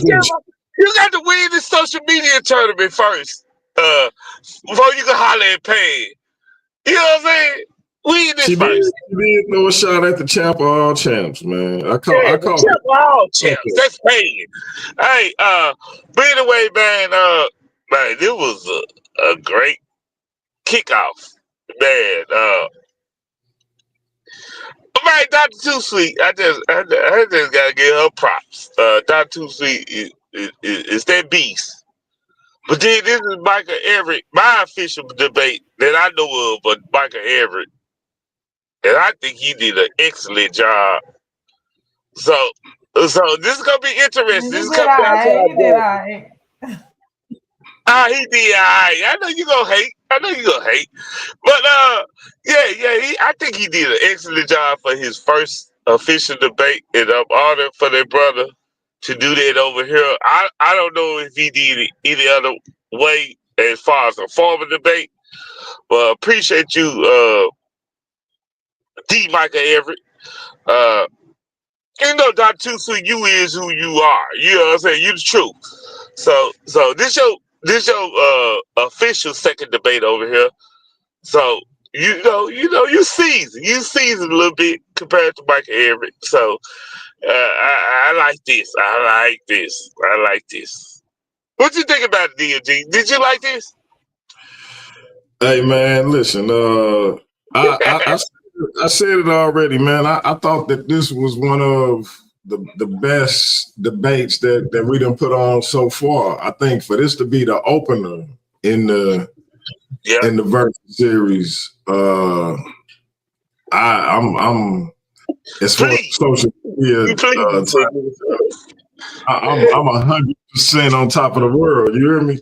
I feel like we're never world with this one, man. And I appreciate y'all both for participating. I know it took a little while, but I think it's the right time. I think it's the right time. We should have did it in 2024. I know you trying to push for 2024, DOG.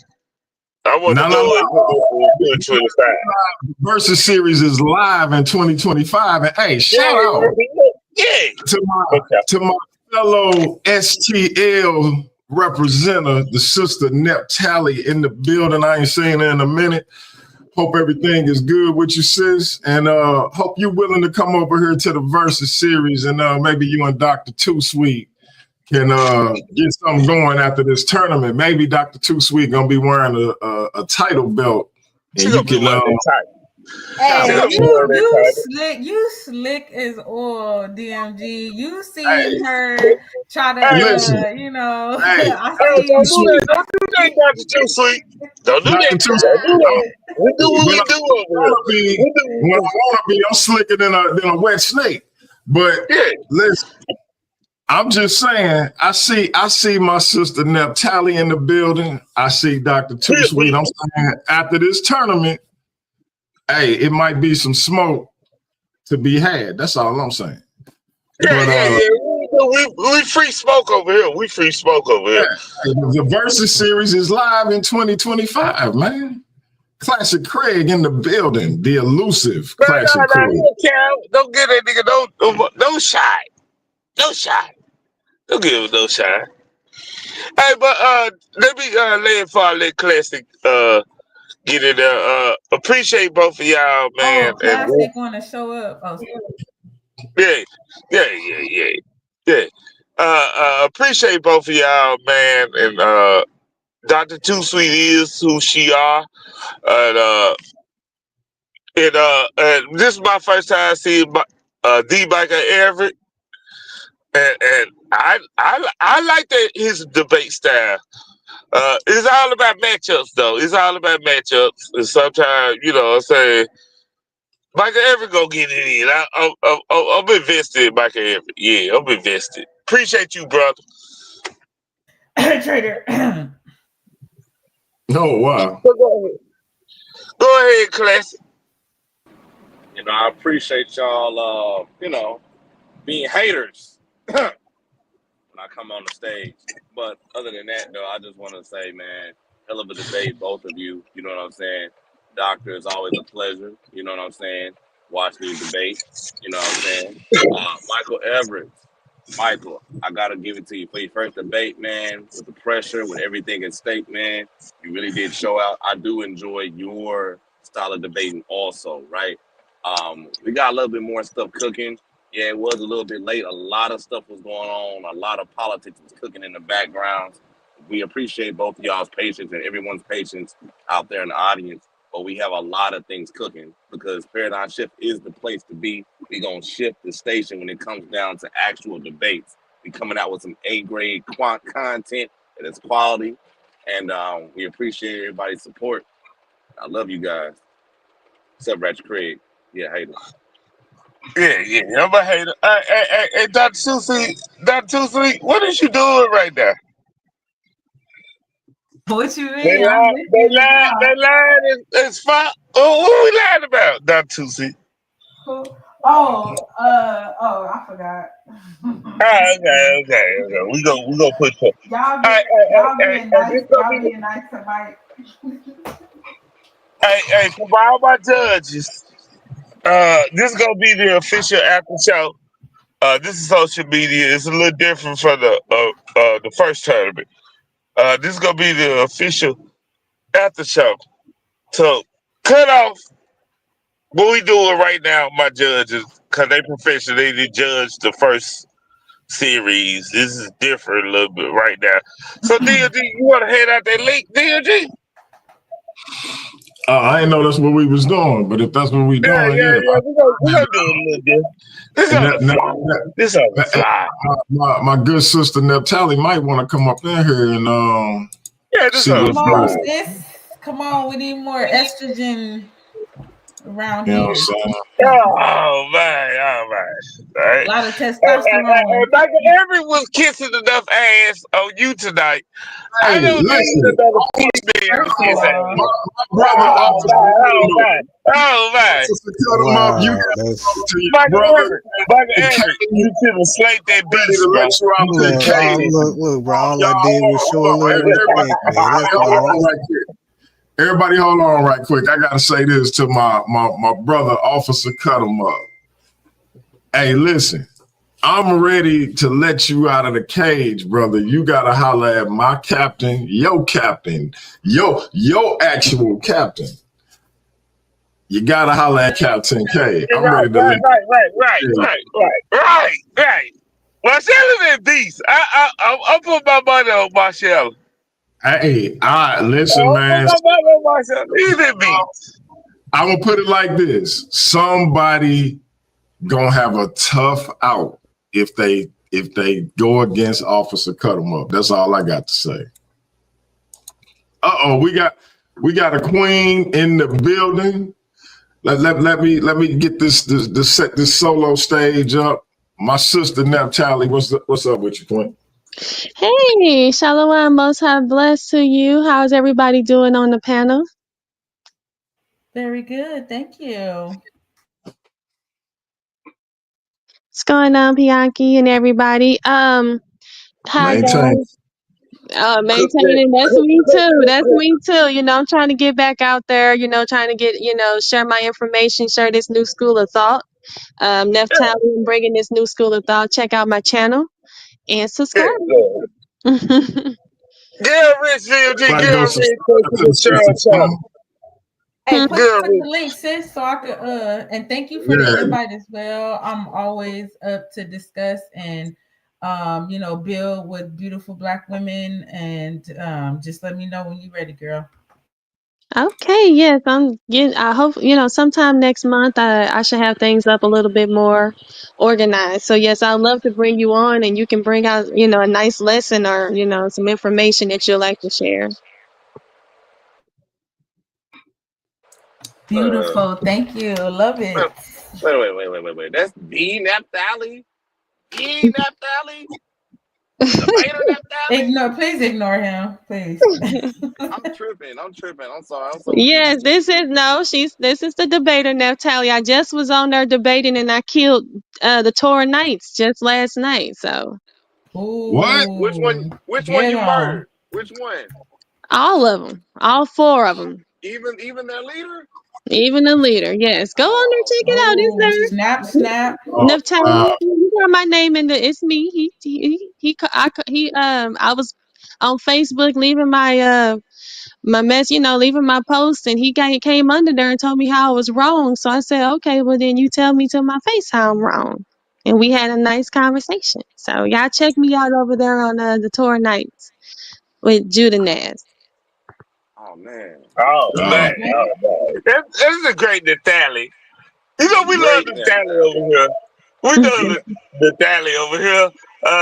She don't want to come over here, but we love Nathalie over here. So yeah, I've always wanted to come over here. I've been a little been over here before. So what are you talking about? I've been over here before. I just saying you need to make this like when it comes to the first series, real debates and shit. You need to come over here. Okay. We got it. Well, thanks Yeah, for we got the it. We got it. invitation. Yeah. Yeah, because we got some things cooking up that's it's time for people to get ranked. It's a lot of people talking about how great they are. Except you, Miss Nostalgia. You great in my book. But Yawn. it's time for people to, get ranked. In love, man. Nigga, you in love. You in love, man. Nigga. But anyway, go ahead. But Well, thank you. Well, thank you. Yes, I want to get my foot back in the door and, try to get up here and get some debates. Like I said, I was trying to debate with Judah Naz, and then, it went from one thing to another and we all ended up agreeing at the end. It was strange. At first we it's like, oh, I'm not talking about the Hamites.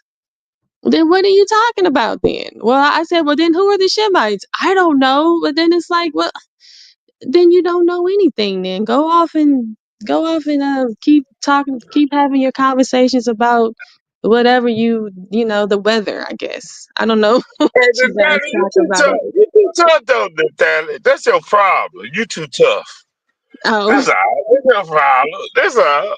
You gotta correct it. You gotta stop being tough.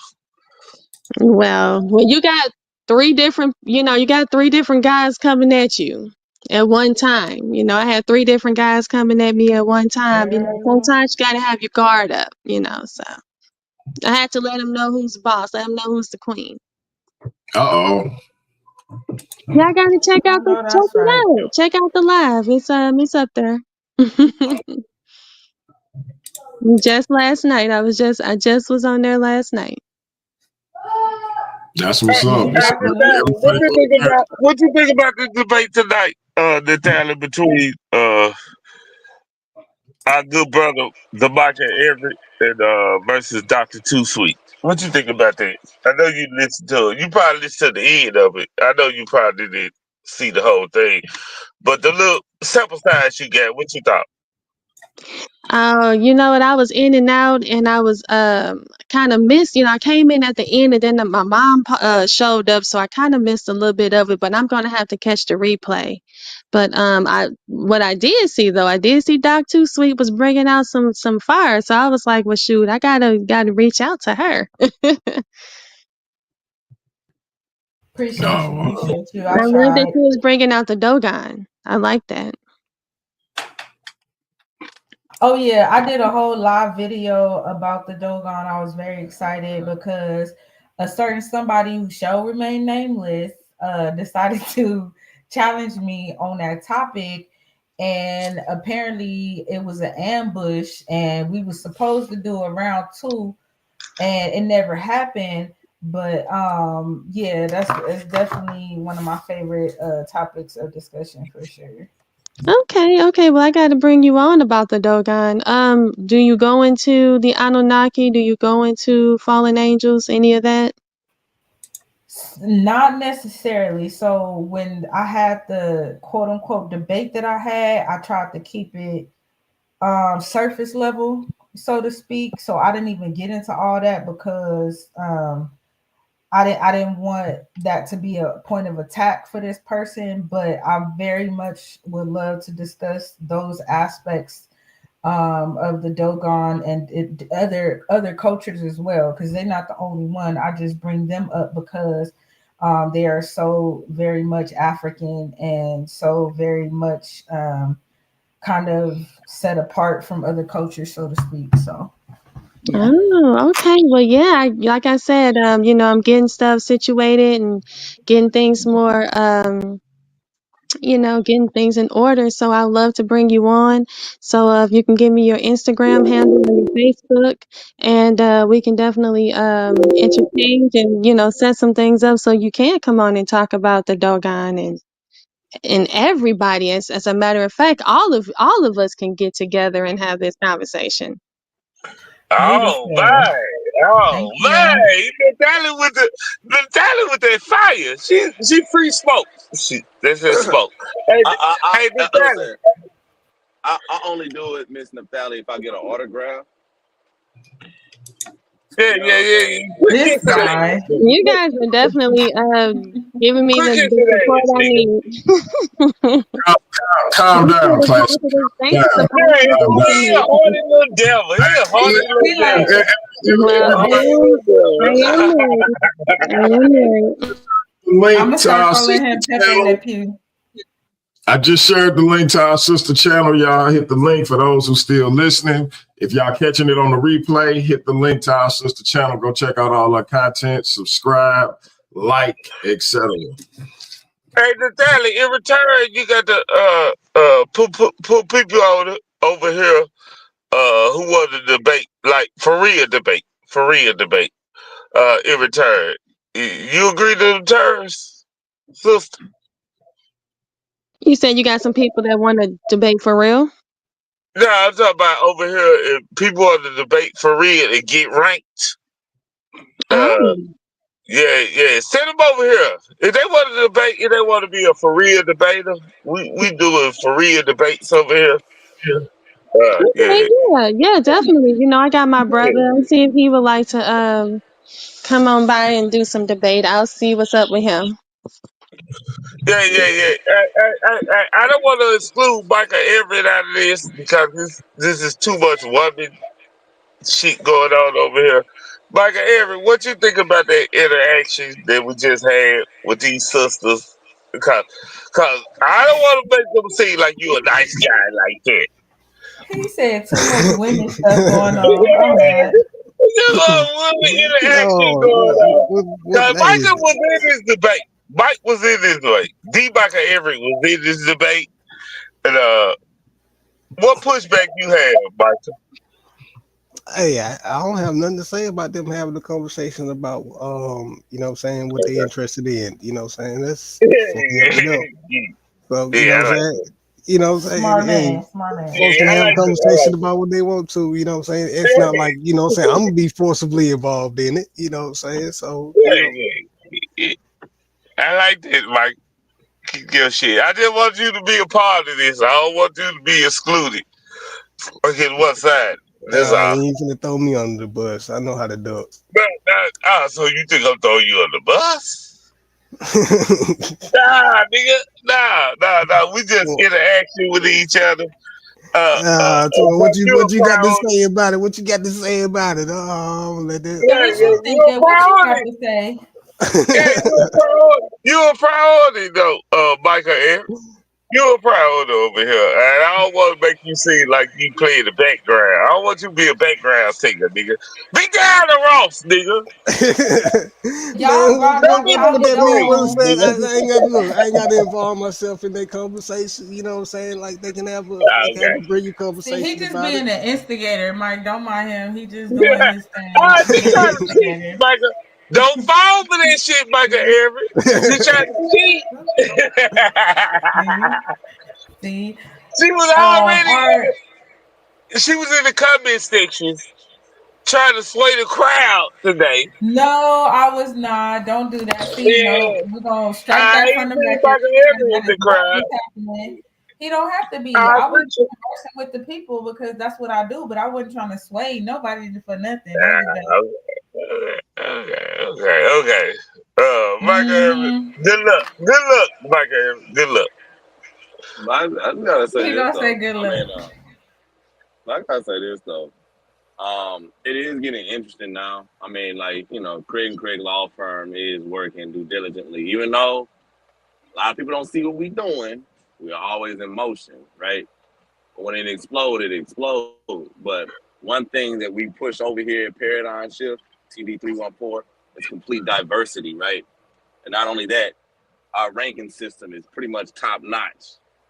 And not only Hey, that, somebody said Paul. Send my homie Paul Gilmore the link. hold up, I gotta check this out. But not only that, when it comes down to the ranking system, it's gonna make or break you. It's gonna put you in your place. Some people may like it, some people may not like it. But once it get done, just know this: you're gonna get ranked. If you want to debate, you're gonna get ranked. Yeah, we ain't scared. But anyway, I just want to say thank y'all again. I'm about to log off. I didn't want to be rude and just hop off again. Thank y'all for the debate and jumping on and Nah, Paul want to talk to you. Paul participating. want to talk to you. Here we Paul want go. to talk Come to you. on, man. I got like 5 more minutes, Paul. Come on, let's go. Hey, What's come on, up? Paul. Paul, What's hit going that link. on? Give Hit him the that link. link. Somebody get this over Yeah, hit with. that link. Hit that link, Paul. So you can talk to the great Dr. Two Sweet. That's always in a hurry. That's always in a hurry. She It ain't always off of in the hearing. She always in the hearing. Yeah, she Hey, always in the hearing. but that's okay. She Cause ain't got no what Smiley time he for us say? little people. Stop. I just live a very full life. That's all. I got stuff going Yeah, on. fool. That's all. I like how she do that full life. That I was a try to good live a one. Look, full That life was a good too, one, Doc. but I try to live a full life too. But every time Doc be knocking my cars down and shit, be hurting my here we feelings deep go. down. Here we go. The victim. Always gotta be the victim, head ass. Oh my god. Oh, okay, all right. See, I'm wait till just you get off kidding. here. You know I got love for you. Don't play. I was asking where you was at earlier. You could check the record. I'm like, where Classic at? You know what I was doing, Doc. I We told did. you. Yeah. Actually, I was wondering, like, who asks us about Classic? It was kind of dang. He Like gets that. scared of a dominant woman like Dr. Two Sweet, Oh, and he here try we to stay go. away Yeah. from it. Be Yeah, he try afraid. to Be stay away very from it. afraid. He'll do two guys and one of them. You know what I'm saying? Like, this Dr. Too Sweet, nigga. Show up, nigga. Show up, Where's nigga. Paul? Where's Paul? Show up, I told you nigga. got 5 minutes, Paul. Come on. Hey, Come on, Paul, Paul. come Where you on. at? The Let's great go. Dr. Too Sweet would like Let's to go. speak with you. And it's not even, it's later where y'all at. I'm like, it's about to be 8 o'clock where I'm at. So it's like 10, 11 for y'all. right. Paul about to be out of luck. Right. Yeah. Hold on. I think he's So you scared. old woman, you going to sleep at fucking 8 o'clock? Listen, when the sun go down, my body is ready to go down as well. Okay, so She cut his head. Go exactly. sleep. I'll be up before the sun and in bed after it go down. Waking up with the roosters. You a Hebrew Israelite for real. Oh, no. Don't try that. Hey, check this out though. Don't try that. Don't try to. Since we getting ready to pretty much shut it down and everything, I guess Paul's too afraid to talk to Dr. Too Sweet. But check it out. Mm-hmm. So the next debate that we have is the Indomitable Black Man, aka Gabriel, versus TKO Takari on Is Paul's Letters a Part of the Gospel? DMG already said that. I know, I just wanted to say it. You gotta re-emphasize. What do you think, Dr. Too Sweet? So here's the crazy thing, like I mentioned in the chat. So everybody know I don't often agree with Sakori, but I happen to be on his side in this particular topic. So I'm curious to see how this gonna go. Hold on. I got one for Micah Everett. Before we get to Paul, I got one for Micah Everett. Who you going with in the next debate, Micah Everett, on that title? Oh man, you know what? When it comes to the topic, I'm actually leaning towards Takari's favor. Oh man, we got two controls. But listen, wait. Let me say this disclaimer real quick. We love us a Takari.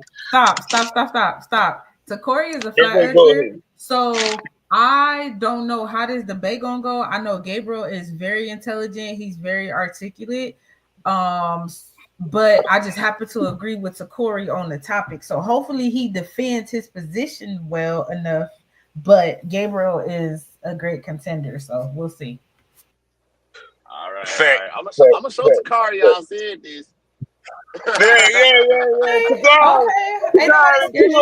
Takari too old already with the other debaters. Okay, yeah. I like that. I gotta say though, I agree with both of y'all. Takari, now that is my homie. Takari is crafty. He's a crafty Texan.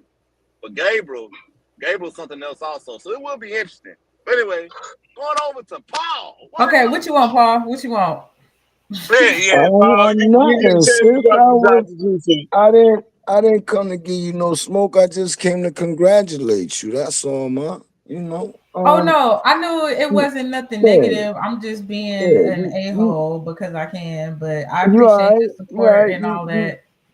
Yeah, you smashed, bro. I mean, it showed. Oh, man, you a hater. You smashed him, man. I'm sorry. Hey, let the man talk. Let the man talk. Man, stop drinking. I mean, she took that mofo to the top rope on top of and then took him to the top of the cage and through the cage. You know what I mean? That was some Undertaker Mankind crap right there, yo. She took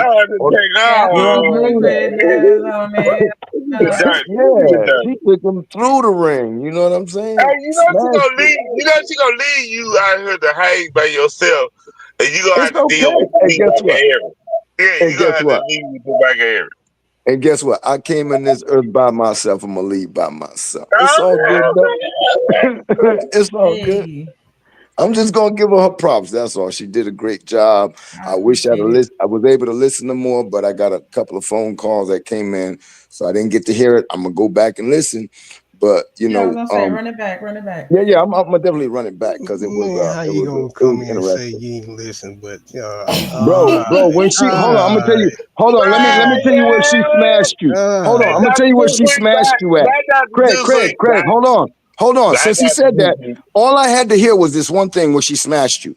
When she talked about the speed and maneuvers, you reduced the speed from Mach 5 to like a Mach 3 maneuver and tried to compare that to a Mach 5. That alone tells me you don't know a goddamn thing, bro. That alone tells me all I needed to fucking hear. Not say what speed Right. place at. Right. But the sister said Mach 5 maneuvers. At Mach 5, doing certain maneuvers is not possible for human technology. And you reduce it to, well, we got technology that can still do it.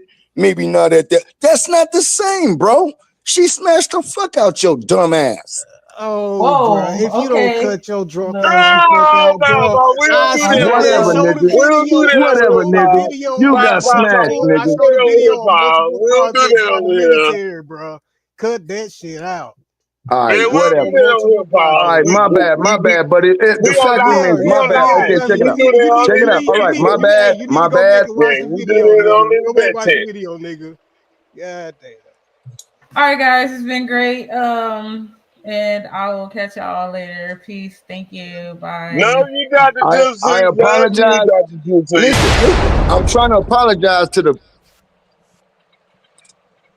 Look at I can't wrong, Paul. apologize. You just. You good, Paul. You good. You good. You don't need to apologize. But you wild as heck. But I do have to say this though.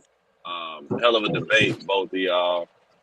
Paul is just the Dr. Too Sweet fan. I am too. You know what I'm saying? Ratchet is also.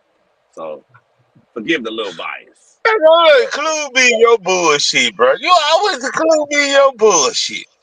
Hey, bro. We ride together, we die together, brother. Yeah, the nigga, I ain't never signed up for this shit. Too bad. He said too bad. Go ahead, cook. Yeah, too bad, brother. Now, you know what I'm saying? Motherfuckers from ISIS going down, getting all the little immigrants or whatever. If Jorge get got, Guadalupe get got too, bro. It is what it is. But check it out, though. One thing I gotta say, though, honestly, too, when it come down to these debates, man, we got something that's pretty much in a lot of ways new and unique, bro. And we also pretty much in a lot of ways bringing back a new flavor of debate that is pretty much a lot of ways scholastic and extremely intense. So it's a lot of pressure over here. Y'all come and check us out at Paradigm Shift TV 314, man. It's getting real, it's getting live, it's getting wild. And we got all of the debate needs that you are craving. That's all I got to say. ISO on me, man. Listen, check this out, y'all. This is all I got to say. The Versus series is live in 2025. So if you want to come and display your information, if you want to put forth your personal ideology, your personal philosophy, whatever it is you putting forth as a teacher, if you want to come and display that in a sporting type environment where you actually gonna get ranked and earn your position, where you gonna actually get a shot at an actual earned world title and an actual earned social media title. If you want to actually earn money on premium quarterly events, and not have the moderator yelling and screaming and debating with you as you take on your opponent, you know, all in the presentation, yelling, screaming.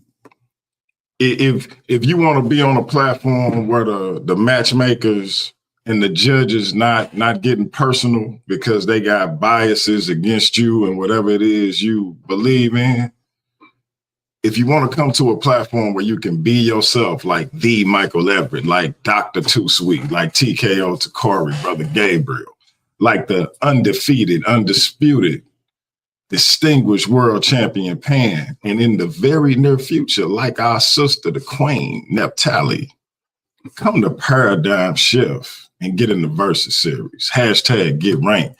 Hashtag we live in 2025. And that's all I got to say. It's DMG. Y'all know what it is, AKA Brother Pianki. My name is my motherfucking name.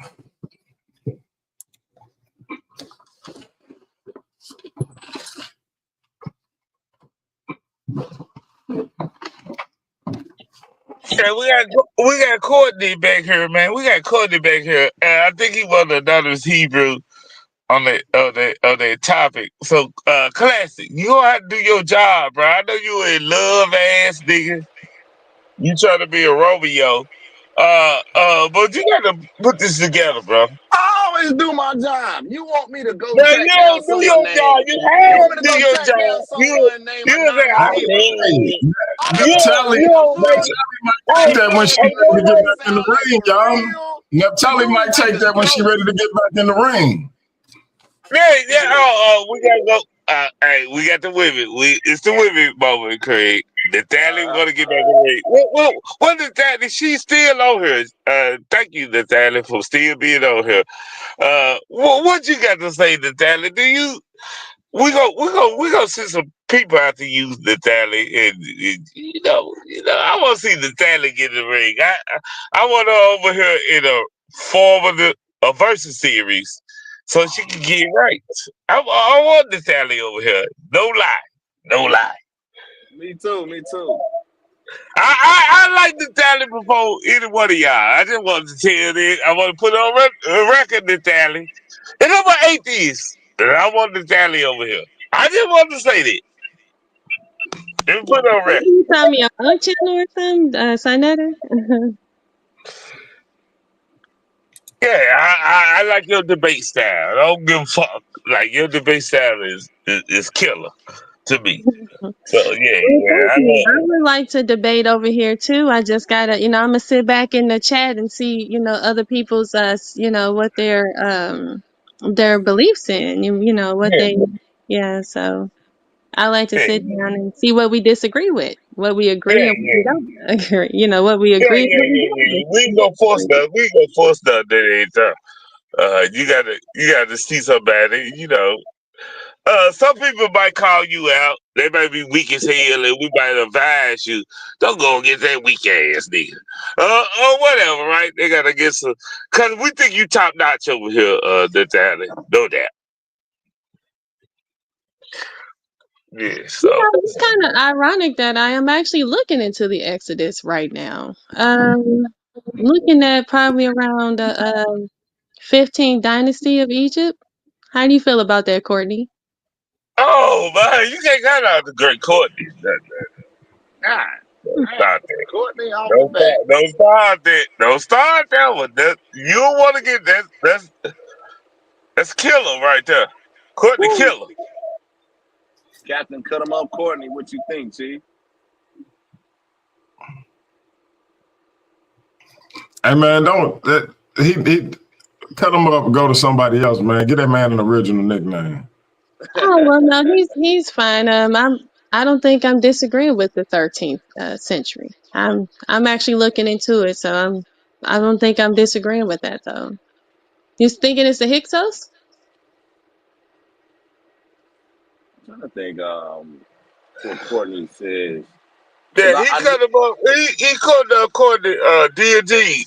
Marcella knock him out. He knock him out. Yeah. I gotta see how Courtney put it together. You can share your content. Let's see real quick. Okay, yes, share it. Natalie Israel on Facebook.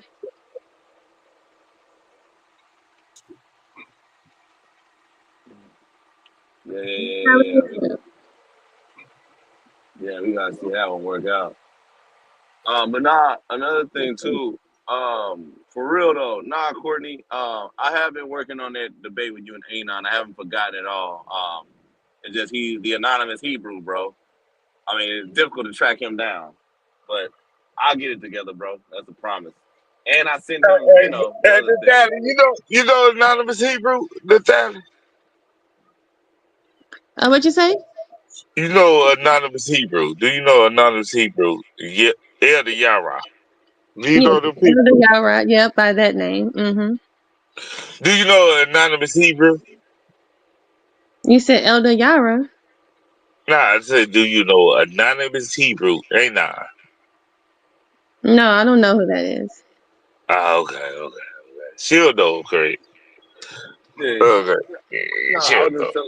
was just telling Courtney, I'm gonna get him that debate with Anon. Because another thing Yeah, too, sister was yeah. telling me. So it's separate issues right now. It's separate issues. We got an anonymous. She'll know these people, so Yeah, but you she know know, that. the thing is a whole other hemisphere. She in the whole other hemisphere, so Yeah, she's from a different planet. I guess we combined in worlds, I guess.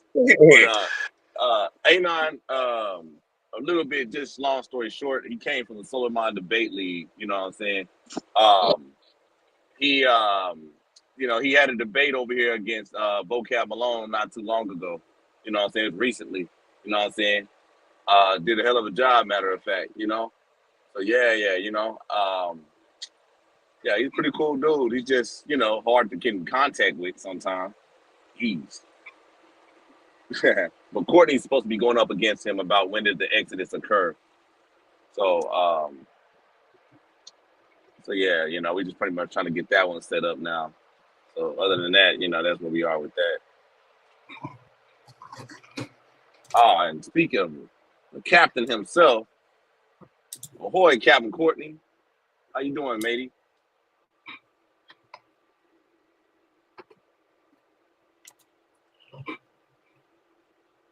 Dang. Courtney dropped off a little bit.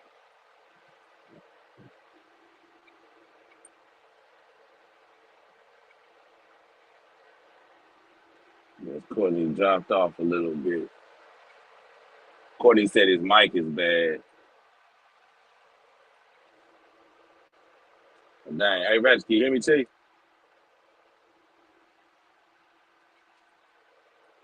yeah, I hear you. My fault.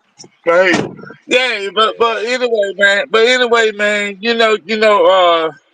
Courtney is a Calvinist Christian, and Yep. and Natalie is a is a Hebrew Israelite. Is you a Cap Hebrew Israelite, Natalie? No, I don't. I'm not affiliated with any camps. No. So do you believe in the 12 tribe chart? No. Okay. I'm what you call Negro. I'm what you call Negro only. Negro only. I like the Negro only. But anyway, yeah. I'm an atheist. I like the Negro only. Like, fuck it. That's rude, How many times you gonna say you're a soulless atheist, bro? God dang. I just want to know. I don't want to get no misunderstanding. Like I'm that dude trying to pretend. I'm not trying to pretend. I know, bro. It's all right. I love me some Natalie. She's like one of my favorite female debaters and debater peers. Well, thank you. I appreciate that. Hands down,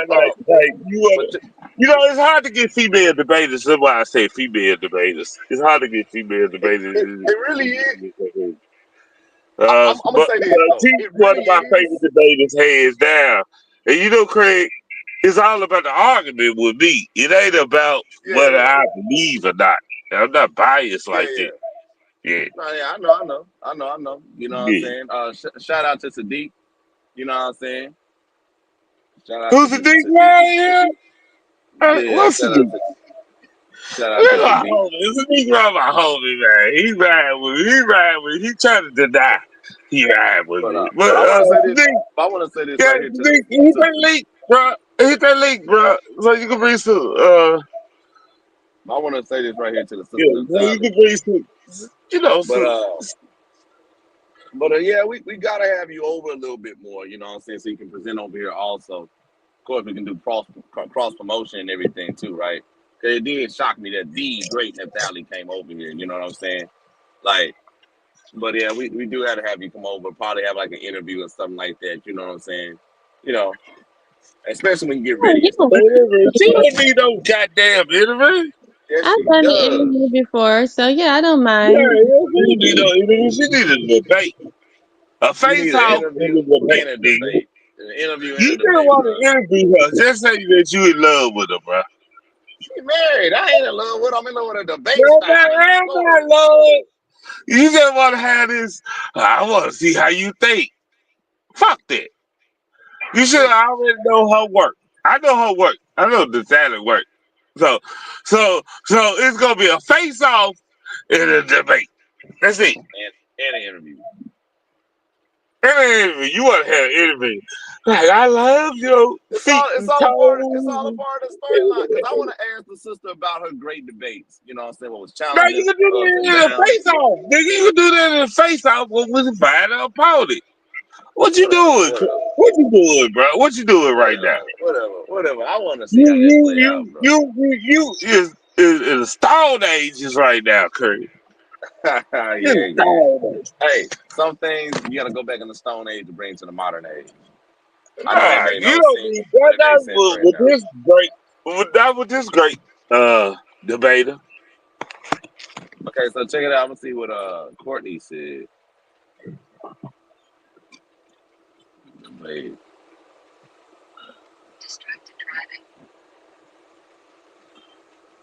I need my homie Sadiq Rod to come up here and cause he slept off. I need him to come up here.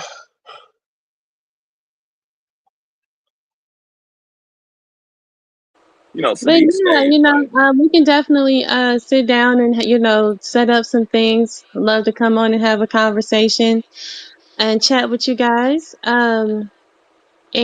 Yeah, just if you want to get a little bit of my insight, you guys check out my channel. It's Neftali New School of Thought. I bring out a new school of thought. I talk about the science. I bring in the history and as well as the Bible. All those things. They all line up. They all connect. So, Right. come on over and check me out. And I can't wait to come on over here and debate somebody over here. So, Oh yeah, we you'll definitely get a can. debate, sis. You'll definitely get a debate. You don't have to worry. You'll definitely get a debate. You know what All I'm saying? right, I'm going off and hop on off, but it's been great, and most high bless to all of you. Have a good night. All right. Good night, sis. All right. What's up, Ratchet? You fell off, Doc. What's going on, man? Man, I fell off. But anyway, I'm back in the house. Thanks to Yeah. the challenge. She came through. Love pieces of the challenge. She showed love. Uh, Yeah. The she great in the right Naphtali. spot. She in the right spot. Yeah, got to get. We gonna get right over here. Yeah. Uh, yeah, there's no bias over here. We gonna get right. Uh, yeah, regardless if you like it or not, you gonna get right. And Yeah, you gonna and know you your know, worth over here. You gonna know your yeah, worth over here.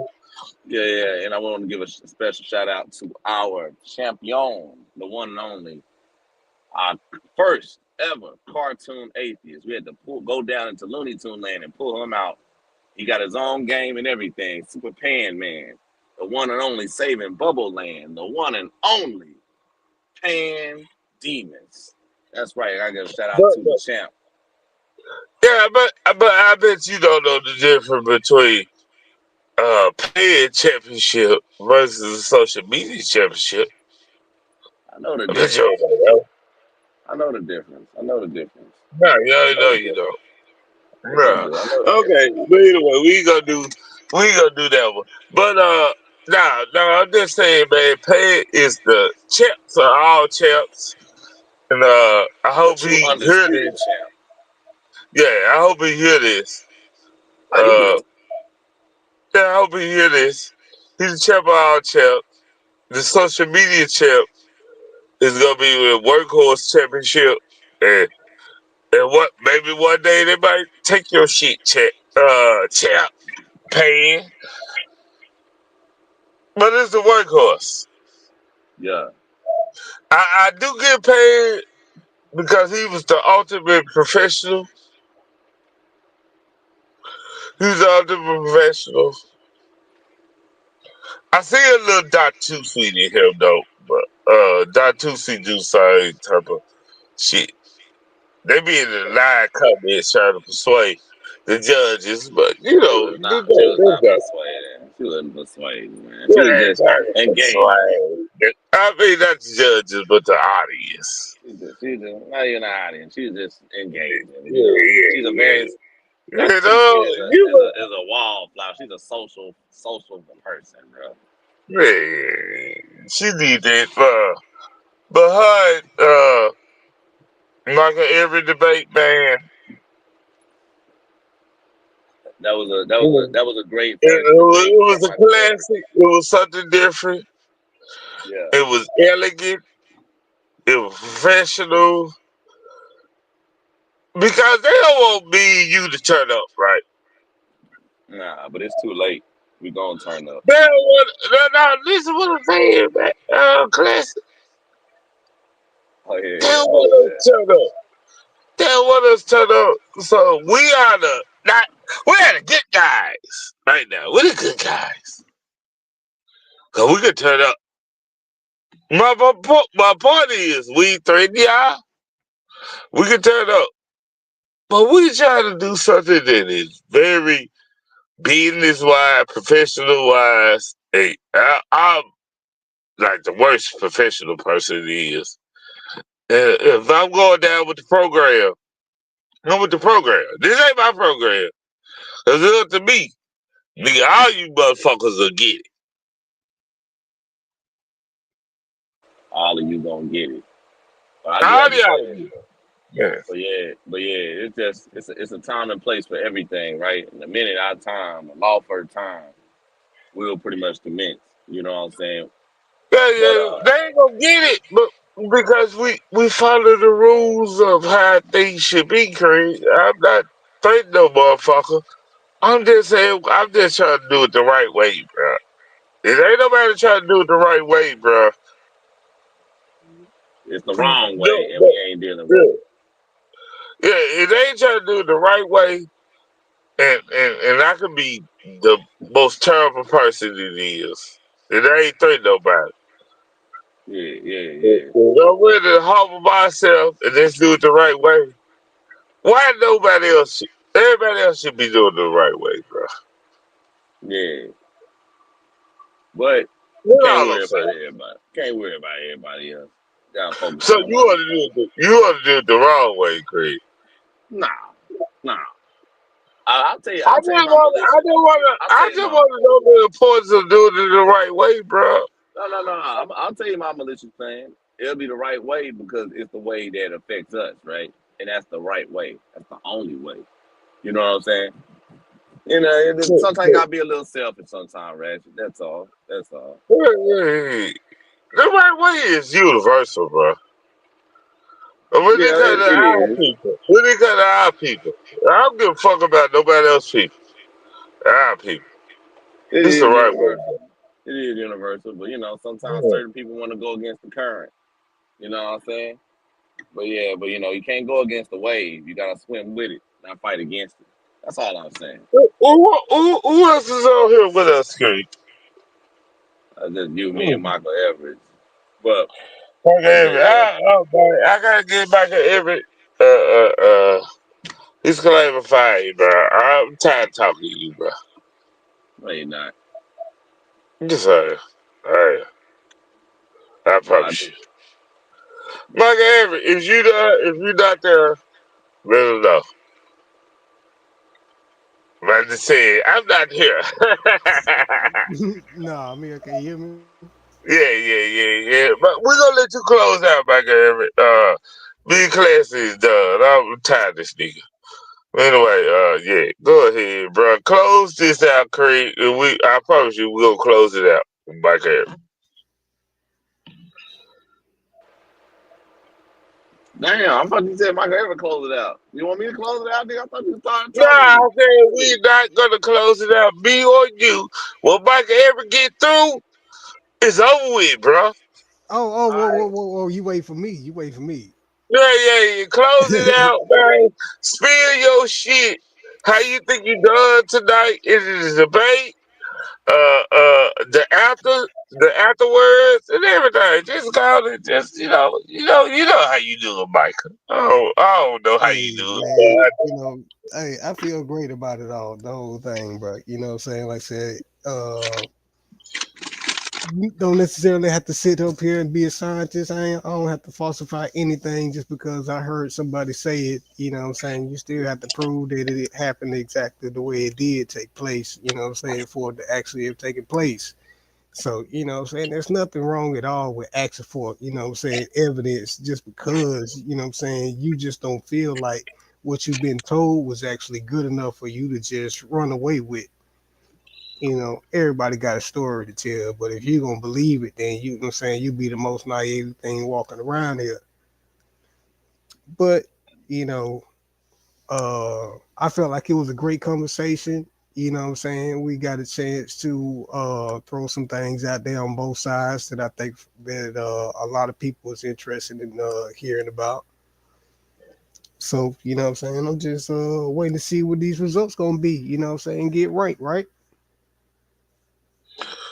Yeah. Thank you, brother. Thank you, brother Michael Everett. The judges got a tough thing to do, and I hope they do the right thing. But anyway, man. Peace out, Craig. End it. You gonna end it? I gotta end it. I'm gonna end it right now.